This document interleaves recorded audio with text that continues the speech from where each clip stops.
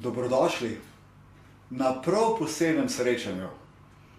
In sicer danes z mojo ženo Mokšo gostiva dva zelo karizmatična gosta. Gospo Polono Kambič in gospoda Gregorja Kosa. Dober večer. Dobro večer. Zdaj vidite, kako pri nas žena vlada. Mi že dala roko gor, naj se ustavim, da bodo lahko še oni pozdravili. Seveda, da ona lahko pozdravila. Tako da, ja, ok. Danes se bomo veliko hecali, v vsaki šali malo resnice, ne? Tako da ni to mišljeno kot nekaj zelo zategnenega, karkoli, ampak gremo dalje. V novičkah in Facebook objavi ste lahko prebrali, kaj je namen današnjega Zoom srečanja. Preko četa boste lahko tudi vi postavljali vprašanja, če bo mogoče tudi v živo, vendar glede na številno udeležbo prijavljene, zdaj se vključujejo, eni zamujajo, ne, bomo žal le redkim lahko naklonili to priložnost. Zdaj smo še vsi taki resni, zategneni, počasno bomo sprostili, 2 uri bo trajalo, na koncu bomo pa že ležali, ne? Okay. Trajalo, kot sem rekel, naj bi približno 2 uri. Po 1 uri bomo naredili cirka 10 minut odmora, potem da se potem pa nadaljujemo. Če ste prebrali informacijo o današnjem dogodku, potem ste lahko tudi videli intervju, ki ga je z današnjima gostjama opravila znana astrologinja Šana. Aleks bo dal tudi link, tako da če ste kaj zamudili, da boste lahko pogledali. Zato ali pa gre se na Facebook ali pa na našo objavo. Zato bomo preskočili vprašanja, ki so bile tam že odgovorjena. Ali pa bomo zelo na hitro odgovorili. To boste odločila najina gosta. Gosta tudi ne bomo posebej predstavljali. Jaz upam, da ste domačo nalogo, tisti, ki ste utegnili domačo nalogo že naredili, pogledali ta videoposnetek Šano. Če ne, imate pa še vedno možnost, kot že rečeno. Torej, ne bomo gosta posebej predstavljali, se verjamem, da jo vsi že poznate.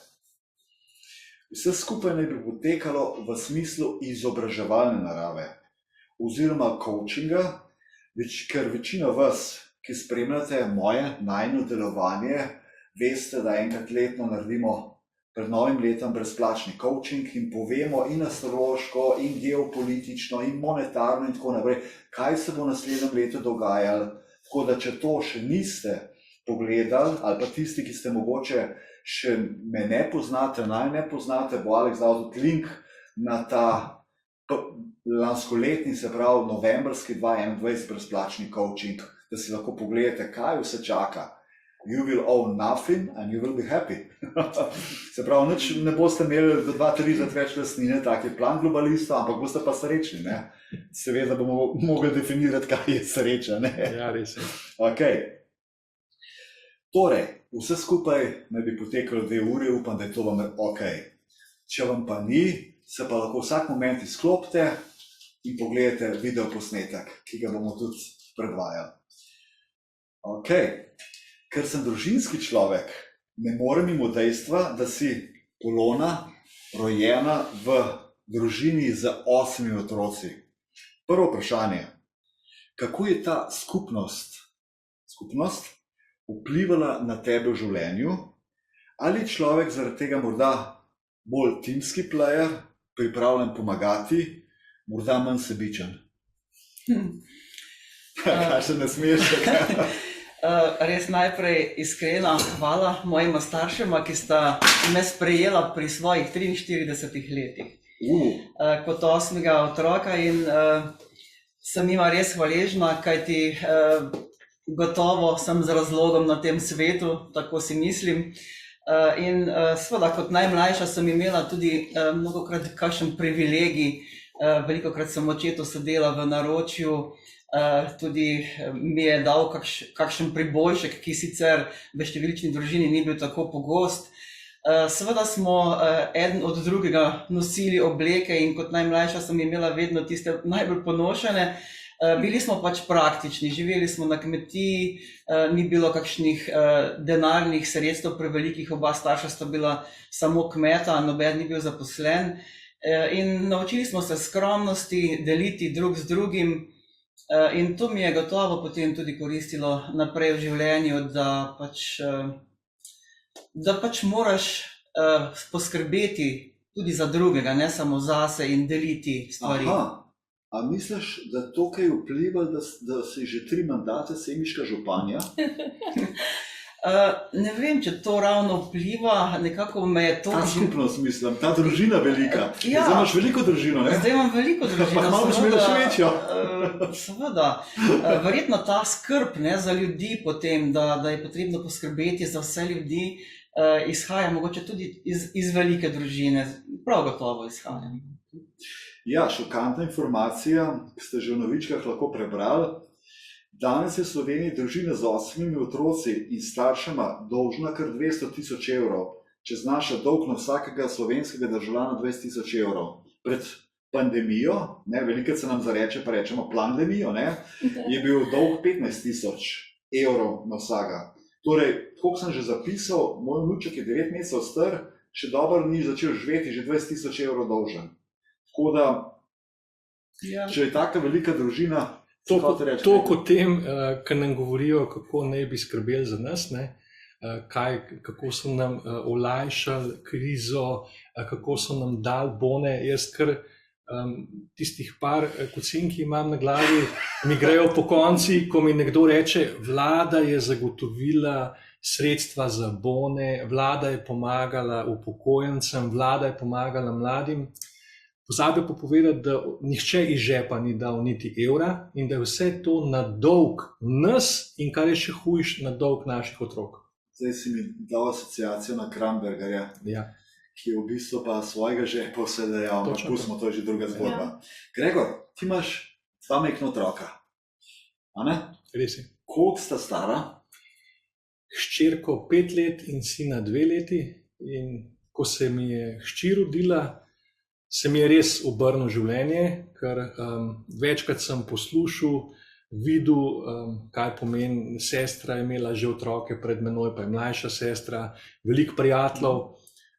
Nekako ni prišla priložnost, da bi jaz imel prej, imela sva jih soprogo relativno pozno, ampak ko se mi je rodila hči in res, ker je pač ona se prva rodila, se je moje življenje pa res postavilo v neke popolnoma druge smernice. Jaz se prav spomnim, v jeseniški bolnici smo bili, kjer se je rodila in tisti trenutek je bilo nekaj in od takrat naprej sem vedel, da je moje življenje, kakršnega sem živel do takrat, končano in da od tega trenutka sem zdaj oče.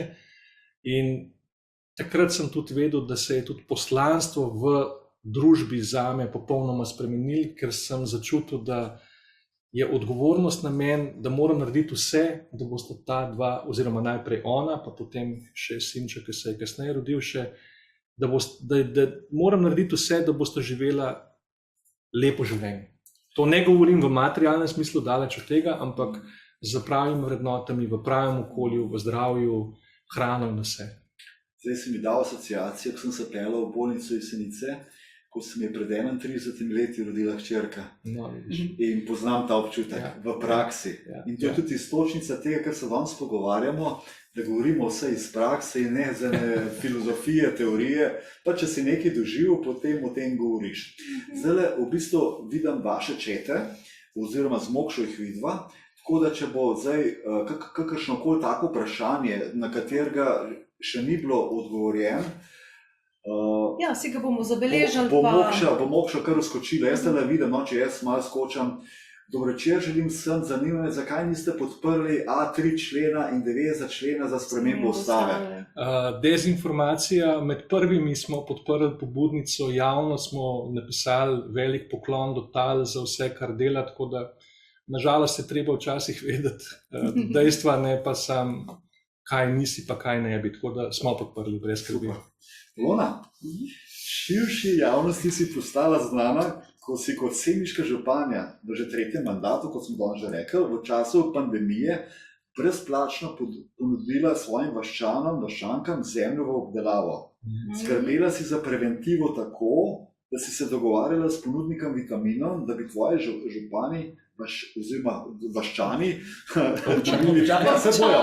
Sej, ko greš ti na novo funkcijo, bo kakšen župan. Bojo tvoji vaščani dobili brezplačno vitamine za jačanje imunskega sistema. Poskrbela si, da so vaščani brezplačno dom dobili revijo za zdravje, ki je vsebovala nasvete, kako lahko vsak preventivno poskrbi za svoje zdravje in tako dalje. Ja, takrat, ko se je začela ta epidemija, so vsi samo govorili o tem, kako je to strašno in se mi je zdelo, da ljudje dobivajo teh strašnih novic vse preveč po medijih in tako. Zaradi tega sem jaz začela opozarjati in pa opominjati, da je pa treba razmišljati tudi o neki preventivi, o lastnem zdravju, o čim več gibanju, o prehrani. In seveda, ko razmišljaš o prehrani, potem si, ker smo na podeželju, to hrano lahko tudi sam pridelaš in tista je najboljša in najbolj zdrava. In tako smo tudi ljudem ponudili, če nimajo svojih njivic, pa v našem okolju v glavnem imamo svoje njive in vrtičke, ampak nekateri pa jih tudi nimajo, ki živijo v stanovanjskih blokih in so se lepo odzvali, tako da smo bili veseli, ko je družina se prijavila, ko smo ji lahko dodelili to zemljico, kjer si še danes pridelujejo svojo hrano. No, kot si rekel, pa tudi ta pomen vitaminov se mi je zdel zelo res pomemben in sem razmišljala, na kak način bi lahko v vsako gospodinjstvo kakšen zavitek D-vitamina prispevali kot občina.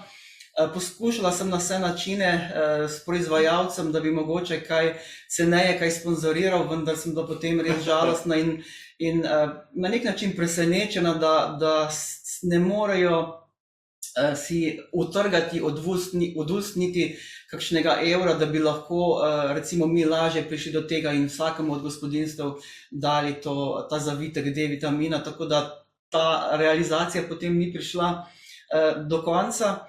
Smo pa poslali v vsako gospodinjstvo tudi letak o zdravem načinu življenja, se pravi, da osveščamo ljudi, ne poslušajte samo te televizije spomladi, pojdite ven, pojdite na zrak, na sonce, gibajte, dihajte. Tudi sama sem nekako z zgledom to pokazala in marsikdo, verjamem, da je to tudi slišal in tudi naredil tako. Opozarjala sem tudi, da bo za pomladjo in poletjem prišla jesen in zima in da bo takrat zelo pomembno, kaj bomo dali v svoj lonec in seveda tudi, kako bomo zdravi. Kajti, ko si lačen, si res drugačen, si vodljiv in si tudi prestrašen, tako da velja res tista rek, ki ga naši mladostniki povedo. Pomembno je, da poskrbimo za svojo prehrano, za svojo družino, da vemo, kaj jim damo na mizo. Medtem sem videl na vprašanje, ste že seznanjeni, da sta Rusija in Kitajska podpisale sporazum in kaj menite, kaj to pomeni za človeštvo in na splošno? Ja, vemo, za 30 let so podpisali sporazum, tako da poznamo te stvari in na to temo pridemo malce kasneje. Zelo vroča tema. Sva s Gregorjem prej rekla, če se te teme lotimo, za 3 ure imamo dost. Res je. Ampak še eno vprašanje za Polono. Vrhunec, da so te ljudje spoznali, je morda bil, ko se nisi ustrinjal z ukrepi v času pandemije, predvsem ne, da bi otroci pri pouku nosili maske in vdihavali ogljikov dioksid namesto kisika.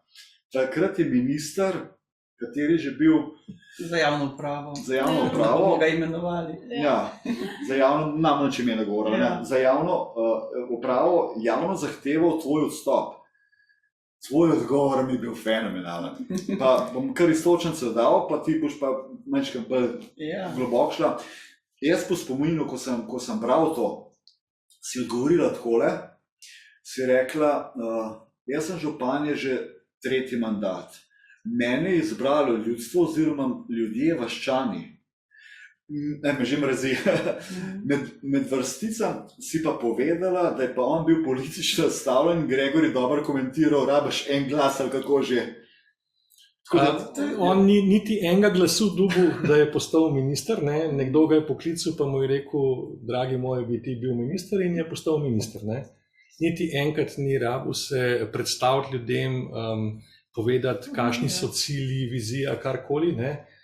Sicer je podpisal neko prisego, ki verjamem, da se je ne spomne, ker če bi se jo ne bi delal to, kar dela, ampak to je pa vse. Ja, jaz sem pač opozorila takrat na to, da je treba ravnati po zakonu, po ustavi in gotovo PCT v osnovnih šolah ni imel te podlage, kot je nima še tudi danes. Seveda sem naletela nekako na gluha ušesa na eni strani, na drugi pa na ta medijski linč, ki je bil podprt, kot si rekel, z zahtevo po odstopu strani resornega ministra, ki res mimogrede bi lahko vedel, na kak način se zbira župan ali županja in kako se tudi odstavi, se pravi, ljudje te zberejo s neposrednim glasovanjem in tvojo zaupnico tebi dajo na naslednjih volitvah, ne pa, da bi te lahko kdorkoli ali pa občinski svet ali celo državni zbor odstavil, kot je o tem govoril in mogoče tudi zavajal na nek način javnost. Tako da jaz sem še danes županja in me ni premaknil. Prosim, ampak ministri pa ne zavajajo. Sploh pa ne, če so pravniki po izobrazbi, on pa zagotovo ne more. To pa je bilo zavajanje, moram reči. Da mi povej, kaj si takrat občutila, ko si ta medijski linč, ko ga sama imenuješ, ko si to dobila, ker pač vem, kot županja si tega že veliko doživela. Tudi če bi se z Gregorjem pogovarjal o teh linčih, zdaj je Gregor zelo aktualen, zelo zanimiv, zdaj spoznava samega sebe skozi druge oči in možgane in prste. Kako si to doživela, ko si videla, da je minister, a si se ustrašila, a te je zabolel, ali si občutila krivico, kaj si občutila? Mene občutki zanimajo. Mogoče čustva, ki so priorela, mogoče kako je odreagirala tvoja družina, tvoji vaščani, tvoji zaposleni, ko vidijo nekaj takega. Ja, to je bila v bistvu prva taka izkušnja s takim linčem zame in ko preden sem dala v javnost ta dopis, sem kar pomislila na to, kaj se mi lahko zgodi in sem se pač odločila, da ne glede na to, kaj se mi bo zgodilo, bom temu sledila svojemu srcu in to tudi naredila, tako da me tudi sodelavka recimo mi je rekla, županja, pa joj, zdaj bomo imeli novinarje, pa veš kaj bo, če boš to dala se mi je seveda predhodno še v pregled, kaj misli ona. In sem rekla, ne, nekdo mora tudi ta korak narediti in jaz vem, da ne bo lahko, seveda nisem pričakovala nič lepega, v bistvu sem pričakovala te stvari in potem sem jih tudi na nek način dobila in ko si rekel, kako so to tudi doma reagirali, ni lahko za domače, ker so potem pač tudi izpostavljeni v javnosti pred svojimi prijatelji, pa se ljudje sprašujejo, kaj pa je zdaj s to tvojo ženo, s to tvojo mamo.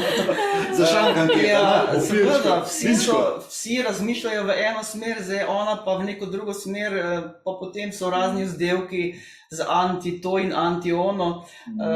Ni enostavno za družino, ampak moram reči, da smo nekako kar prišli skozi to, mogoče tudi zato, ker sem pa na drugi strani imela toliko podpore strani javnosti iz celotne Slovenije. Jaz moram reči in se res zahvaliti. Dobila sem toliko enih lepih stvari, od risbic, rožic, zapisov, zahval.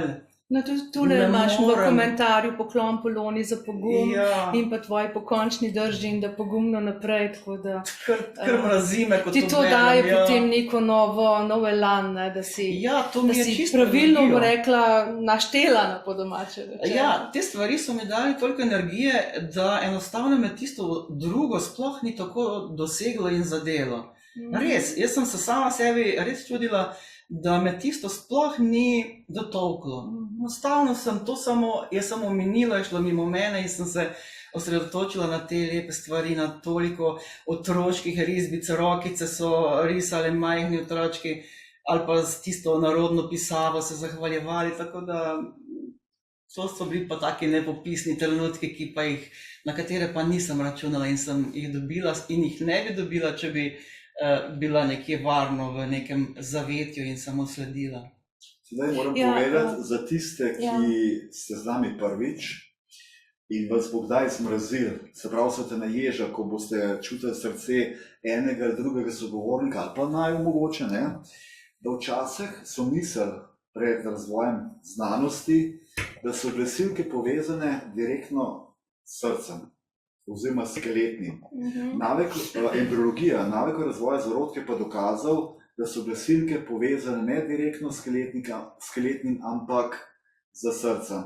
In potem so bile študije kot HeartMath in tako naprej, da je 5000-krat več možganov v srcu in nevronskih povezav in tako naprej. Tako da, kaj hočem povedati, če vas bo zmrazil, pa če si zapisujete te stvari, priporočam, da si zapišete ob besedah ali pa karkoli bilo, da vas je zmrazil. Ker to je ena koda za vas in nekaj vam to sporoča.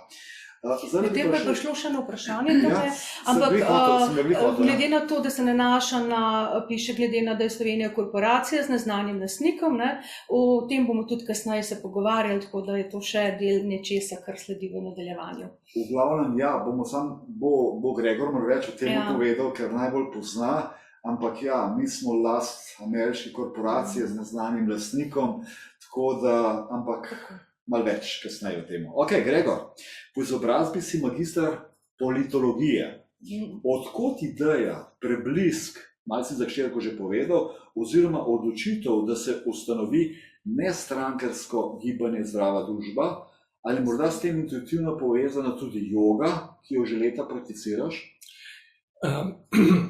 Nikoli ne bom pozabil soočenja na volitvah 2018 na TV Slovenija, ko smo se pogovarjali že takrat o nekih izrazih, o neki novi politiki, napram stari politiki, nekaj, kar je zdaj zelo aktualno v letošnjem letu, ker to dejansko udejanjamo.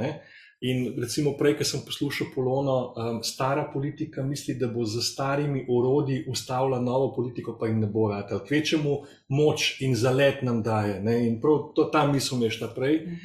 Ampak, ko sprašuješ, kako je nastala ta ideja, takoj, ko smo se začeli pogovarjati in smo vedeli, da se spremembe oblikujejo in udejanjajo v polju politike. V ta polje je treba vstopiti, če hočeš karkoli spremeniti. Ja. In ko mi smo že v začetku vedeli, da ni variante, da bi imeli podporo množičnih medijev, da bi nas kdorkoli pohvalil javno, ker je seveda to skregan s to staro politiko. In vedeli smo, da je edini način, da karkoli naredimo, teren. In mi smo se že lansko leto februarja usedeli v avto, naredili do danes preko 20.000 kilometrov, obiskali več kot 68 lokacij s predstavitvami in ko smo razlagali, kaj želimo, smo v parih mestih ugotovili, da kakršnakoli povezava, neparlamentarna stranka, politična stranka, karkoli z besedo stranka, je bila v dvorani tišina še večja, kakor prej smo to besedo uporabili, in oči sogovornikov so šle iz pogleda do tistega, ki je nekaj govoril, v tla. Nažalost se je strankokracija v Sloveniji v 30 letih tako, moram uporabiti to besedo, zagabla ljudem, da je ni več barve, logotipa, nasmeha, nič več nam ne morejo predati, ker ne moramo več na te trike padati. In ko smo pol naprej iskali, kaj zdaj, ne moramo se ustaviti, vemo, da je treba nekaj narediti. In ravno takrat smo se začeli srečevati tudi z lani poleti, že z županjo Semiča. Ona nam je tudi rekla, bi sodelovala, verjamemo ta programska izhodišča v to, kar delamo, ampak nikoli več v čemarkoli, kar še diši ali pa je stranka. In spet, kaj zdaj, kako iz tega spet ven? In pa smo šli gledati in preučevati zakon in našli smo rešitev, ki je 30 let napisana, pa se je noben ni upal ali pa videl sploh ali pa opazil, ker je bilo toliko lažje karkoli drugega delati. Ampak zdaj lahko res rečemo, da očitno smo vedeli že vnaprej, na katero pot moramo iti, zaupali smo. Jaz moram reči zase in verjamem, da tudi Polona isto, od prvega dne nisem dvomil, da nismo sposobni zbrati 8000 podpisov, ker tisti trenutek, ko smo se pogovarjali, ko smo to rešitev videli, smo rekli, to je to. Mi za sekundo nismo dvomili, kaj pa, če bi rajš kaj laže, niti pogovora ni bilo. Čakaj, Gregor, hočeš povedati, da že imate 8000 podpisov? Zagotovo smo na tako varni poti, da o tej številki ne rabimo več skrbeti. No, jaz bi vsem tisti, ki bo začutil te stvari, da podpre, ker mogoče poveš samo to, da ta podpis kaj pomeni, da to ne pomeni, da so ljudje glasovali za tebe, pravzaprav povej to od tega gospoda, to bomo Volčane ponovili za intervjuja 95-letnega gospoda. V bistvu 94-letni gospod mi je dal podporo in gospod nima namena voliti, recimo, ali pa mogoče se bo premislil, ampak ima svojo stranko, katero bo volil, ampak gospod je tako moder, da je pač rekel, treba je dati možnost tistim, ki želijo iti na volitve. Jaz si bom dal svojo podporo in mi jo je tudi dal in ta mi pa res veliko pomeni, tako da sem jo tudi omenila oziroma nekako na svojem Facebook profilu omenila, ker je to res nekaj posebnega. No? Ker marsikdo mlad tega ne doume, da je treba dati ljudem možnost, da to ne pomeni in priložnost, da to ne pomeni, da boš ti moral ali pa da boš tega volil. Vse boš imel še možnost, en mesec te volilne kampanje se odločati o programih, o vsem, ampak da sploh daš ljudem, da imajo res priložnost, da mogoče kreirajo, naredijo kaj novega, drugačnega, da ni vse... Da je nov veter. Tako. Da ni vse tisto, kar je sedaj edino in zveličano. Ampak zelo važno je to, kar je sicer omenila Polona glede mladih. Včasih se sprašujemo, kje so mladi, ne smo, wishful thinking. V glavnem, oni so edini, ki niso odgovorni za to situacijo, v kateri smo. In tudi ne vejo, kako je lahko drugače. In od njih zdaj pričakovati kakšno bolj odločilno vlogo je še prekmalu. Mi moramo pokazati, kaj je lahko drugače, in ko bojo to začutili, pa verjamem, da tako, kot je bilo začetki zbiranja podpisov, ko se je začel, pa počas so številke rastle, ampak pol je pa kar naenkrat efekt te snežne kepe, ko se začne valiti, je iz dneva v dan večji, in verjamem, da bo to podobno pri mladih. In da, odgovor na tvoje vprašanje, Boris, podpora pomeni zgolj priložnost, da se sploh lahko udeležimo volilne kampanje oziroma tekme. Takrat se bomo lahko šele predstavili in kandidatke in kandidati in programska izhodišča. Smo si pa vzeli domačo nalogo pred začetkom volilne kampanje in kar je zdaj največji efekt tega je to, da bomo vstopili v volilno kampanjo, kjer bodo te, ki so zdaj v parlamentu, bodo tam mislili, da so nekaj posebnega, pa bojo prišli tja s 3 podpisi. Neparlamentarne stranke z 800, mi pa z 8000. Jaz mislim, da je bo kar več, 10.000 ali več. Ne? Upajmo. Mogoče bi tega nekaj še bolj povedal, da je bilo to prvič v zgodovini Slovenije, da si nekdo upal toliko riskirati. Vi bi lahko imeli stranko in bi šli po starem kopitu, zbrali tistih par glasov, če temu tako rečemo, ali pa podpisane 3 poslancev, kako je. In bi bilo, ampak vi ste se odločili, da se z 8000 glasovi, to je riziko, to bi dejansko, in še na volilno enoto je treba bilo dati 8x1000, ja. Torej ne 8000 kjerkoli, ampak v vsaki najmanj 1000. 8000, tako, v vsaki volilni enoti. Lahko še jaz tukaj nekaj dodam. Ko je Gregor omenil, da je pač me obiskal, no, in da sem tudi jaz začela razmišljati potem v to smer.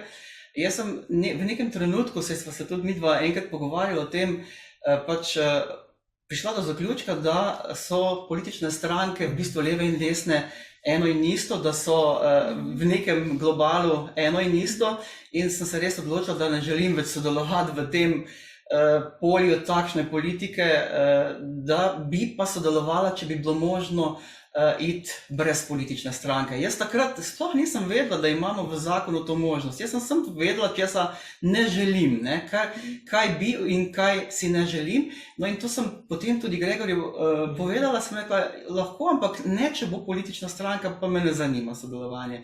No in potem Gregor mi sporoči, še korespondenco imam na mailu, ja, je možno, ampak 8000 podpisov. Sem rekla, seveda, to naredijo zaradi tega, da je težja pot, ampak jaz mislim, da je ta pot prava.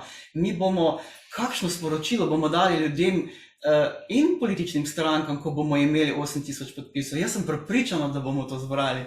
In tudi jaz nisem tega... Bodo vedeli, da ljudje so ljudi, ne? In ja, tukaj je poanta. Zvedeli smo sicer pred dobrim tednom, da so leta 96 razmišljali, da bi to proceduro uporabili, pa niti blizu baje niso prišli, da bi jo sploh šli v izvedbo ali pa karkoli. Tako da ja, prvič v zgodovini Slovenije, očitno smo mogli počakati 30-letnico, da je nekdo našel to možnost, da se je ni ustrašil. Jaz celo mislim, da so jo pustili kot nek privid demokracije v zakonu, pa so si mislili, da se nikoli noben nav tako nor, da bi se česa tazga lotil. Ampak evo, mislim pa, da je bila to edina prava pot. No? Če zmagate, bo naslednjič, da zapisaš. Ampak v tem sem nekje bral, da je ta možnost. A ni tudi ustavni pravnik, dr. Teršek, nekaj pisal o temu? Seveda, z njim smo takoj preverili to opcijo.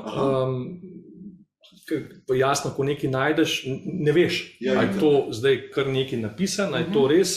Takoj smo se z njim posvetovali in zelo v kratkem roku po tem, ko smo to našli, je ne samo, da je verificiral, da ta možnost obstaja, ampak nas tudi napotil, da jo pač uporabimo, da ne vse sile upremo v to, da gremo po tej poti. Ampak mogoče še korak nazaj, prej si omenil stranke, mogoče nekateri, tudi ki nas danes spremljajo, vejo, da smo mi že imeli politično stranko, mi smo jo imeli registrirano. Torej, mi bi brez problema lahko se šli enostavnejšo zgodbo. Zbirali zdaj 8x100 podpisov in rekli, gremo mi po čim enostavnejši proceduri naprej. Ko smo dejansko videli, ko smo se odločali in ko smo videli predtem ta odziv na terenu, je bilo zelo jasno sporočilo. Jaz sem takoj odstopil kot predsednik stranke in kot član stranke.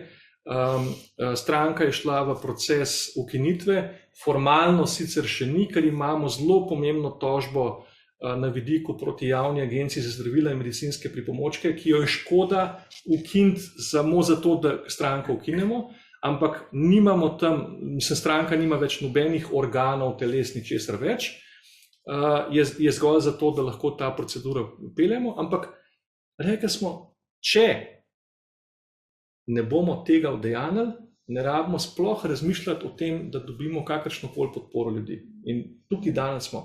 Iz različnih koncev je prišel ta občutek oziroma ta smer se je nakazala. Recimo meni na moj način, dr. Terško spet, pa Gregorjev spet in meni je bilo to znak, da je to prava smer. Ja. Temu ezoterično rečejo sinhroniziteta. Ja. Naključje pa ni. Tle tudi en komentar to potrjuje, mora biti konec strankarskim kultom osebnosti in to osebnosti, ki v glavnem nimajo obraza. Kaj šele srce za ljudi? Hvala za pogum in vero v sodnost slehernika volivca. Super. In sam še to, kaj je sploh ključni problem strank, ne? Na eni strani to, da noben ne ve, od kje pridejo kandidatke in kandidati, pač nekdo jih pripelje pa reče, Franci bo kle, Štefan bo tamle in mi vsi moramo reči ja. Ne? To je ena stvar, ampak tisto, kar nas je pa verjetno vse najbolj motil, je pa to, ko smo gledali Državni zbor, do zdaj tisti, ki smo ga še lahko, da dobijo strankarska navodila, kdo more kaj pritisniti. In to je pa tisto, kar je pa v neskladju z ustavo, da ti kot poslanec si tam zato, da zastopaš ljudi, ne pa, da dobiš navodilo nekoga pritisni levo ali desno. Poznam eno zgodbico iz prve roke, ko je bilo potrebno glasovati proti obveznem cepljenju, ko je oseba rekla, oziroma poslanka, ki je tudi glasovala tako kot vsi ostali, pa je bilo vprašanje, zakaj si pa tako glasovala, če misliš drugače? Ker bi me drugače takoj vrgli iz stranke.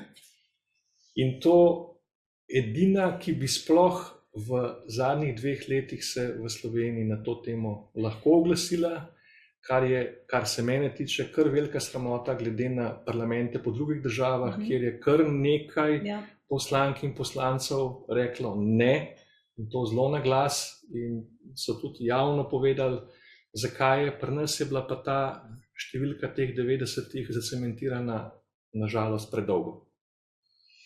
No, zdaj imamo pa še za vas eno presenečenje. In sicer Mokša, ki je širše poznana kot evolutivna astrologinja, je naredila astrološki karti obeh gostov. Kajti za to vrstni, narekovajo politični intervju, nisva želela tvegati in ljudem širše predstavljati nove kandidate, ki ne bi imeli globlje podlage. Oba današnja karizmatična gosta se strinjata, da mogoče lahko malo pove povzetek obeh astroloških kartov. Tisti, ki astrologije dobro ne poznate, to ni šaš-maš, to je čista matematika, ki se izračunava tako kot poštevanka, da zračunaš, koliko je 3x3, veš, da je 9, tako je tudi v tem, sicer pa mogoče ti malo več poveš. Sva pa posnela tudi en video, resnica o astrologiji, ker imamo še eno presenečenje potem. Izvolim, Mokša. Ja, teh astroloških videov je bilo kar nekaj, ne. Ampak da ne bom tako preveč osebno, ne moreš, Gregor je tak pa tak, gospa Polona je taka pa taka, dajmo tako širše pogledati, ne. Več profilov ljudi je, ni jih prav veliko in potem so pa variacije posamezne znotraj teh profilov. In en profil je tak, kot recimo Polonin, ki ga imajo ljudje, ki pravzaprav nimajo nekega jasno začrtanega cilja, neke poti v svojem življenju, ampak sprejmejo tisto, kar jih zanima in jim življenje ponudi. In te ljudje pridejo potem do neke točke, ki ali jo bodo presegli, in naredili bom rekla, to ni samo karierni korak, to je osebnostni korak, ali pa bodo ostali na tistem, kjer pač so in če kdo verjame v reinkarnacijo, se pravi, imeli več sreče v naslednjem življenju. No? Kar veliko kart sem videla, v katerih je ta potencial, ki ga ima človek, da bi presegel samega sebe, ampak redko kdo, ki sem jih pa spoznala, so pa to zares naredili in ene izmed teh je v bistvu Polona, ne. Tako da, in sem ravno prej rekla, veš, ko enkrat presežeš samega sebe, se lahko še večkrat, važen je tisti prvi korak, ne.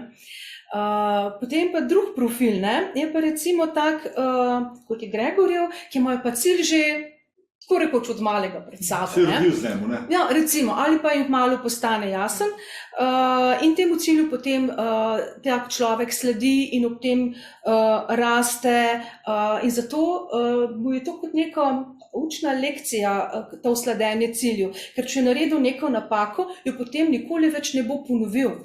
In zato je zelo dobro za takega človeka, nekako ves čas hodi potem po robu, ker odvisno, kakšni ljudje ga obdajajo, v kakšni okolici živi. In če ima on ljudi okrog sebe z vrednotami, potem bo tudi on hitreje presegel samega sebe, napredoval in seveda hitreje prišel do svojega cilja. Hkrati ima pa on to energijo, da to svojo osebnostno preobrazbo ali rast, razvoj, kakorkoli hočete, vrača energijsko potem ljudem in posledično se razvija, raste tudi okolje oziroma področje družba, kjer on deluje. No. Tako da, bom rekla, nihče od nas se ni rodil popoln, ne? In vsi lahko kažemo s prstom, se poznate tisto jaz kažem na vas, 3 prsti proti meni, ampak ni pa veliko ljudi, ki so pa sposobni videti te svoje napake, jih odpraviti oziroma da jih ne ponavljajo več. No. To, da ne bom preveč intimna, ampak to, da lahko še vsak sam sebe mečkar najde, pa začnete raziskovati, kakšen človek ste. Ključen, da nisi povedala za moje pojme, ki si ne povedala. Vedno ne povem ključnih stvari, reci. Ja, pa jaz povedal, kaj? Ovo je resnica te bo osvobodila, prav, starodavni citat. Se pravi, če sem bolj direkten, ne, Gregor hodi po robu. To sem rekla, ja? Ja, čakaj, ampak če gremo malo globje. On na en način odvisno s kom je obdan. Ja. In to je refleksija ljudi. In kar spremljam zapisal Gregor že nekaj časa, on vedno poudarja to ni stranka, to je nestrankarsko, tle ni šefa, tle ni blagajnika, tle nisem jaz tisti, ki odloča, tle smo mi tisti, ki odločamo. Ja. In to je tisto. Na nek način je odraz družbe, ne, okolja, v katerem živi. Imamo pa še štos, ne, rečemo tako, ne, svetniki tako ali tako ne grejo v politiko. Čeprav, ni več to res, ker šamani zdajle, tako si ti rekel, Gregor, grejo v politiko, ker vejo, da je to edini način, da lahko kaj spremenijo. Točno te. Ker ko gledaš, recimo, ti kot svetnica, mi veliko poveš, Mokša, kako v bistvu te stvari grejo. Če ti, recimo, v državnem zboru nimaš pri 90 poslancih večine, potem nimaš kaj tako rekoč. Mogoče ti kaj več. Absolutno, in to je tisto, kar sem se prej malo že zagovoril, pa sem že prej hotel ti odgovoriti, kako je bilo na soočenju leta 2018 na televiziji, da ko smo, ne vem, kjera tema je že bila o politiki in podobno, in sem takrat prvič javno spregovoril, da je čas, da v polje politike vstopijo ljudje z duhovnimi vrednotami, in spomnim se, kako je v studiu zavladala popolna tišina. Nihče ni upal nič reči, nič komentirati, sem novinarko vred, in samo videl se je ta šok, kaj pa zdaj to pomeni ljudje z duhovnimi vrednotami, ampak takrat smo to navrgli, takrat smo to spustili v eter, rabili smo 4 leta in zdaj v teh 4 letih, jaz bom tako rekel, hvala krizi, ki si prišla. Mogoče bo kdo me čuden pogledal pa rekel, kaj pa zdaj govoriš, ampak hvala krizi. Ker toliko ljudi, ki se je v zadnjih 2 letih prebudilo in ozavestilo, sem prepričan, da bi najmanj 10 let mogli čakati. Zdaj je pa ta, lahko rečemo, tudi kolektivna zavest se toliko dvignila v Sloveniji, da vse, kar mi govorimo, predlagamo, zagovarjamo, končno je dobilo temelje, da lahko udejanjamo. Že veliko ljudi diha s tem, ne? To. Ja. Zaslišali so. Ja. Aleks, bi te prosil, če daš en komentar. Tlele imamo kar nekaj vprašanj. Tako, tega sem mislil. Kar je kar vse. Kar preberga. Pač ena gospa je poslušala vaju vprašanji, ne, in sprašuje, na obvezno cepljenje sta rekla, ne, tukaj piše, ne. Potem javno zdravstvo ali privatizacija, korupcija v zdravstvu. Ampak mogoče, če te smem mečkam prekiniti. Seveda, prosim, se je več v različnih vprašanjih. Ena stvar je pri teh vprašanjih, tega smo bili do zdaj najbolj vajeni. Ne? Zdaj pa ti povej, ali si ti za to ali za uno, ali ti si za uno pa ne za to. Ko smo se mi začeli pogovarjati o programskih izhodiščih, smo ugotovili, da so nam 30 let predajali kvazi programe, od katerih karkoli so nam prodajali, se nikoli ni nič realizirali.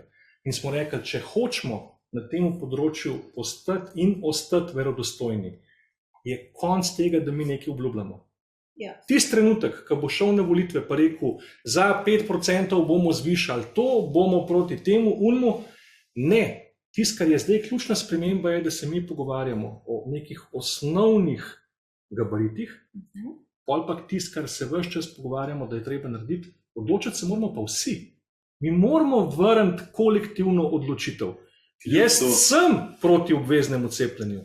Verjamem, da tudi Polona, verjamem, da vsi, ki smo danes v tem studiu. Ampak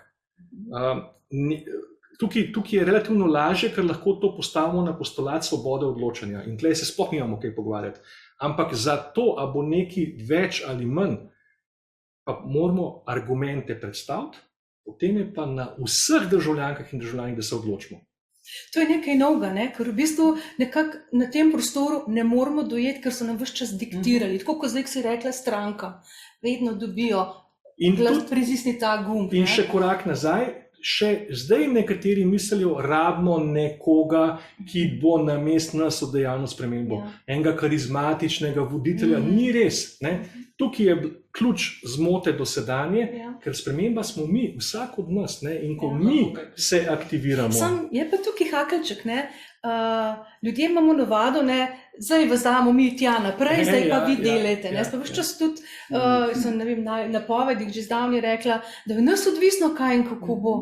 In potem v bistvu sem spoznala vas. Se pravi, ljudje se moramo tudi konec koncev res mi angažirati, ker gre za naša življenja. Vi ste samo tisti, ki potem to lahko naprej se pripelje v realizacijo. V bistvu verjetno tisto, pred čemer večina nas beži, spremljanje politike, tukaj se moramo vrniti. Naš izziv v Sloveniji je toliko večji, ker recimo v anglosaškem svetu poznajo razliko med besedama policy pa politics. In nista obe, kako ne rečem, pri ljudeh ovrženi. Pri nas je pa vse politika. Je stranka politika, so politike, torej reševanje problemov v polju politike, so tudi politika. In mi, čim slišimo besedo politika, ugasnemo, odvrnemo pogled, to pa ne, tega pa nočemo. Ampak problem je, da v tistem polju sprejemajo odločitve, ki pa naš vsak dan opredeljujejo. In tukaj se bomo kot državljani morali vrniti v neki, da bomo vsaj spremljali, da bomo vedeli, da bomo postali aktivni, ne pa, da bomo pristali na tisto, kar so nas hoteli speljati. Služba, kredit, hiša, otroci, šola, umri, konc. Ampak moramo zaupati, ne?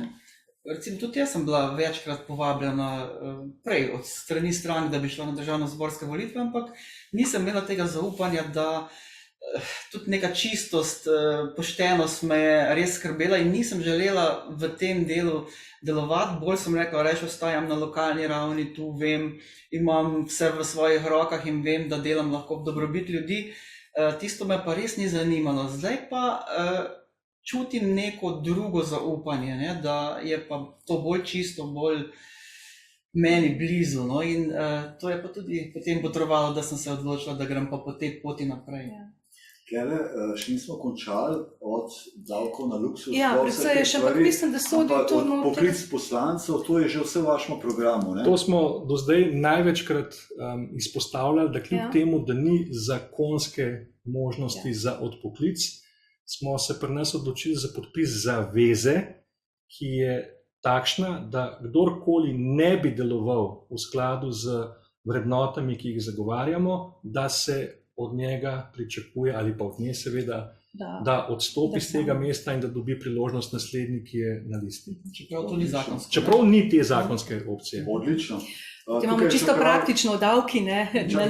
Samo še pravi sem iztrboval, lahko vas podprem, če še potrebujete moj podpis. Absolutno, hvala, do petka zvečer je samo važno, da pridajo te podpisi na naš naslov. Torej, če boste šli jutri ni več možno po pošti poslati, tako da takrat se moramo slišati pa dogovoriti za prevzem, da bo tudi če je to priporočeno poslano, ne velja?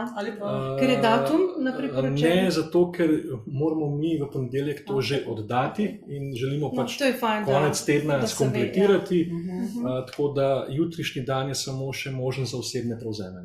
Vaš naslov je pa na spletni strani Na spletni strani ljudska-lista.si imamo pisarno na Metelkovi 7B v Ljubljani, sicer pa telefonske številke 041 641 225 ali pa elektronska pošta, mi smo afnazdravadruzba.si.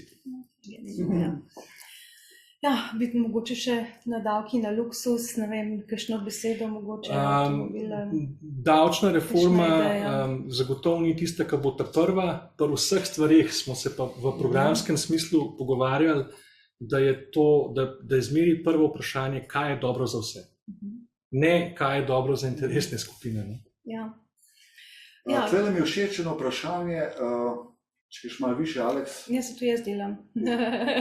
Kako?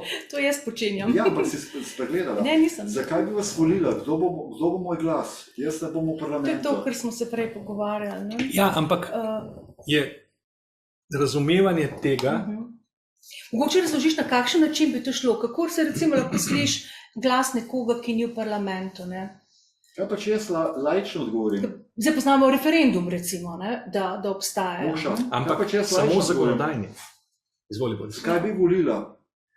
Zakaj bi jaz volil? Zaradi tega, ker od zadnjih 2 letih sem videl, kam smo prišli. Naša svoboda gre, finance smo povedali, kako je. In saj daš priložnost, da je mogoče lahko nekaj drugače. Ker to že vemo, kaj je bilo. To je moje razmišljanje. Ko ljudje razmišljajo, ja, pa se bo vse isto, pa se vsak gre samo zato, da denar zasluži, pa tako naprej in tako naprej. Tukaj imamo, prosim, za link do formularja, morda bi to lahko... Na strani ljudska-lista.si je link. Hvala. Imamo namreč tehnike v ozadju, ki ima tudi polne roke, dela ves čas. Ampak Boris, zelo lepo si zapeljal izhodišče, zakaj bi volil. Včasih še slišimo to vprašanje na terenu v smislu, nima smisla, itak je vse pod mizo zmenen. Imamo pa odličen primer, zakaj temu ni tako. Ne? Tako. Samo še za some. Moramo pač priti v parlament, tam, kjer se te stvari odločajo, dogajajo. In sedaj smo na tej poti, da pač pridemo kot ljudstvo v parlament, ne kot politična stranka. Želimo se priti res množično, da bi lahko potem naš glas tudi kaj spremenil in takrat, ko bomo tam, bomo lahko spreminjali in kreirali to, kar nam danes recimo ne ustreza in nam vlada tudi v mednarodnem smislu in tako naprej. Ampak nekje lahko začnemo pa tukaj. Moramo priti tam, kjer se o tem odloča. Imamo pa že dokaz, kako je vse to, kar govorimo, možno. In to je prav lanski referendum za zakon o vodah. Ja. Glejte, sam, če se spomnimo, v 5 dneh, koliko podpisov smo zbrali, kaj je za seboj to povlekel, in tega se dajmo vsi spomniti. Ker takrat smo pokazali moč ljudstva. A je bilo potrebno 340 tisoč glasov, imam dober spomin, pa 680 tisoč jih je realno bilo. Začeli smo s tem, ko smo inicirali referendum, ker to je to, kar si tudi ti prej izpostavila, sam še referendum nam je ostal.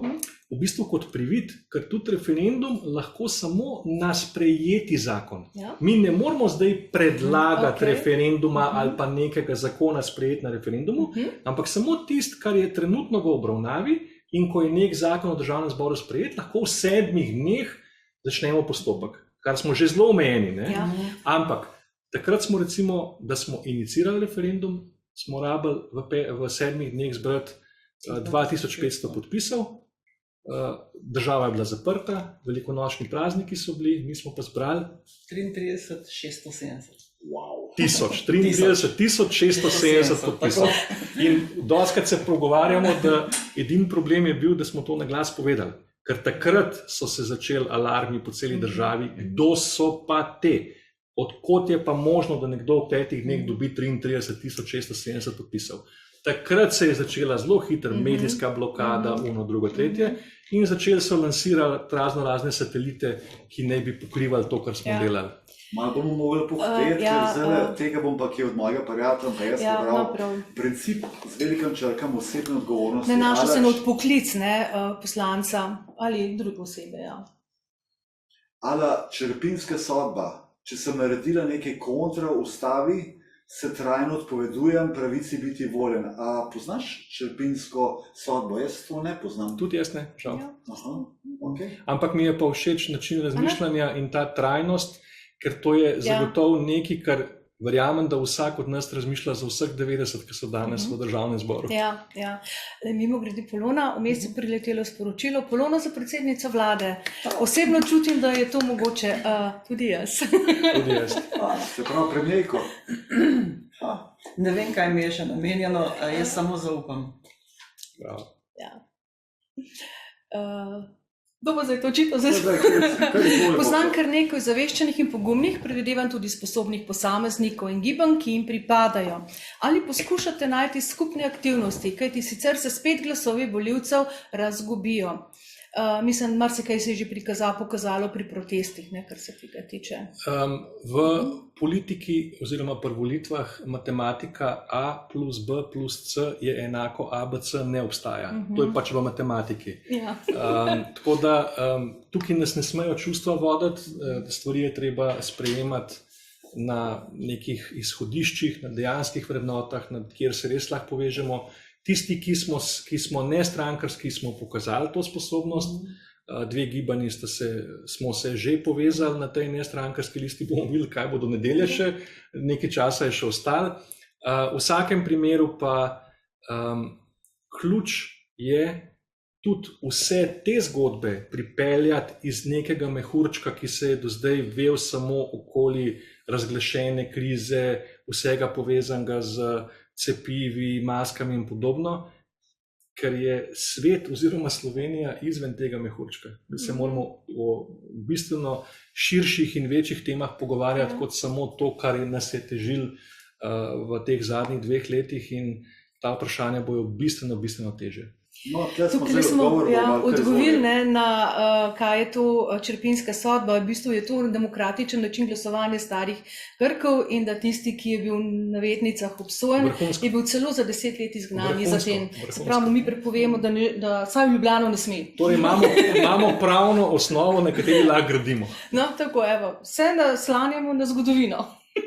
Še eno vprašanje, pozdravljeni, a bomo lahko ta Zoom delili? Lep pozdrav.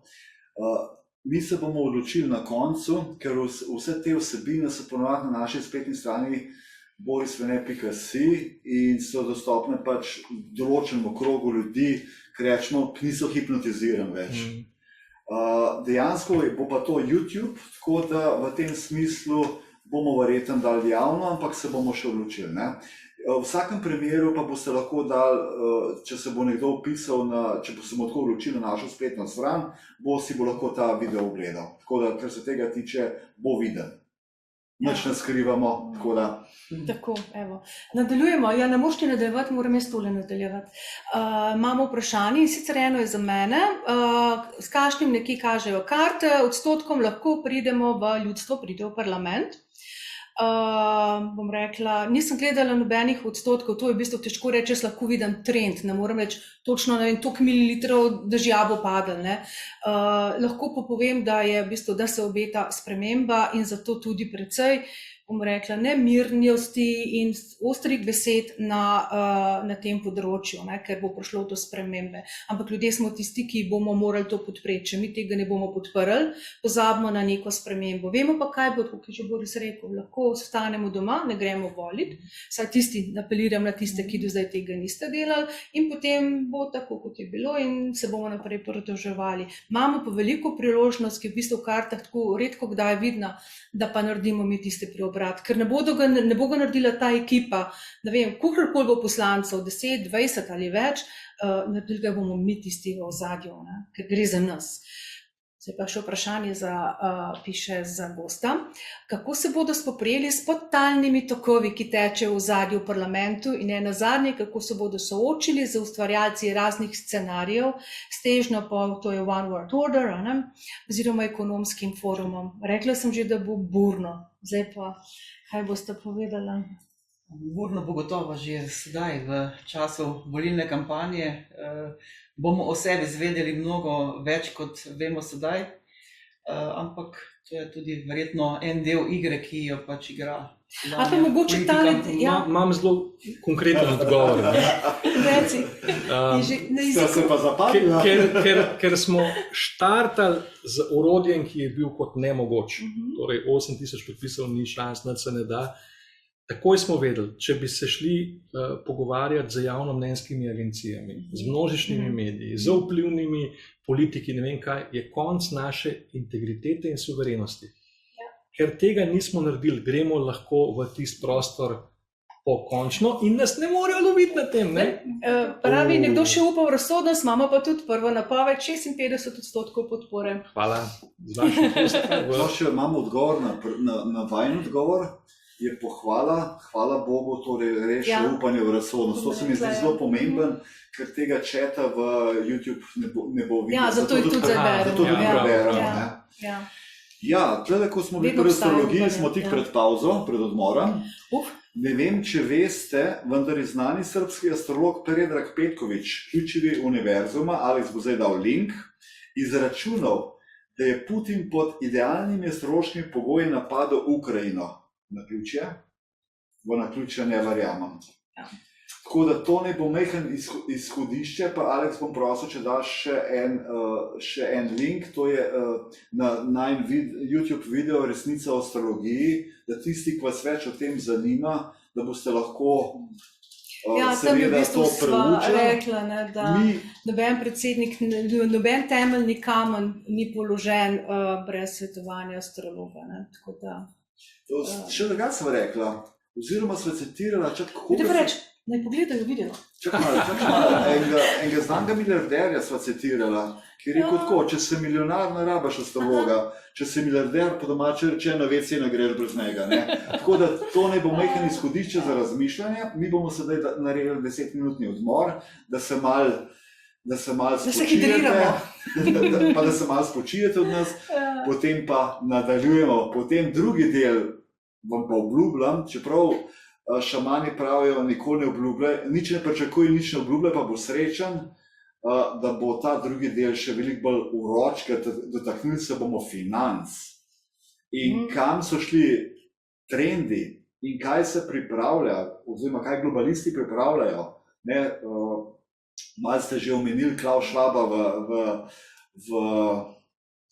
World Economic Forum, kot ko ste ga omenili, tako da bomo v tem drugem delu, kako si rekel, ko si prišel, zapalili do konca. Tako, nekaj smo se pogovarjali, pa je rekel, tako v Srbiji, midva so oba bila kar nekaj časa v Srbiji, Jaz sem bil služenec vojaškega roka, sem bil šofer komandanta v Beogradu, 1 leto, ne, ti si pa tudi. Jaz sem pa 4 leta živel in delal tam. No, vidiš, jaz sem tudi živel, veš. Vi ste se nekje nalezla takih dobrih navad. Ja, pa dobrih izrazov. Ja, Ok, malce več po reklamah. Se hecam. Ampak vidite en citat, ki je vodilo. In sicer od Sokrata, da nima smisla se fokusirati vso svojo energijo na nekaj starega, da spremenimo. Ampak da fokusiramo vso svojo energijo na nekaj novega. Ker če se borimo proti staremu, temu dajemo moč. Če pa smo proaktivni, se pravi, izhajamo iz sebe, ne iz obstoječih okoliščin, potem so pa stvari lahko precej drugačne. Ok, smo rekli, da bo vroče.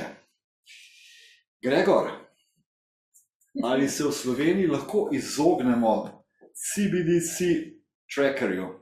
To je Central Bank Digital Currency. Za tiste, ki še ne poznajo, oziroma ne poznate, kaj se pripravlja. Digitalna valuta centralne banke je digitalna valuta, ki jo izda centralna banka in ne komercialna banka. Več se o tem lahko preberete na Wikipediji, Bolek zdal link. Kaj pomeni Central Bank Digital Currency? To pomeni, da digitalni denar, ki ga imate, lahko programirajo in oni o vašem, ne bom nič definiral oni, se pravi, kdo je iza centralnih bank, oni lahko odločajo o tem, kam boste vi denar dali, po domače. Lahko rečejo, vi hočete kupiti, imate svoj denar, ne vem, 100.000 evrov, pač v digitalnem denarju, ne? Ampak kaj se lahko zgodi, vi se odločite, da boste kupili nov avto, nekdo vam pa lahko reče, ne pa ga ne boš. Jaz vem, da bo marsikdo zdaj rekel, to je pa nemogoče, da bi do te faze prišli.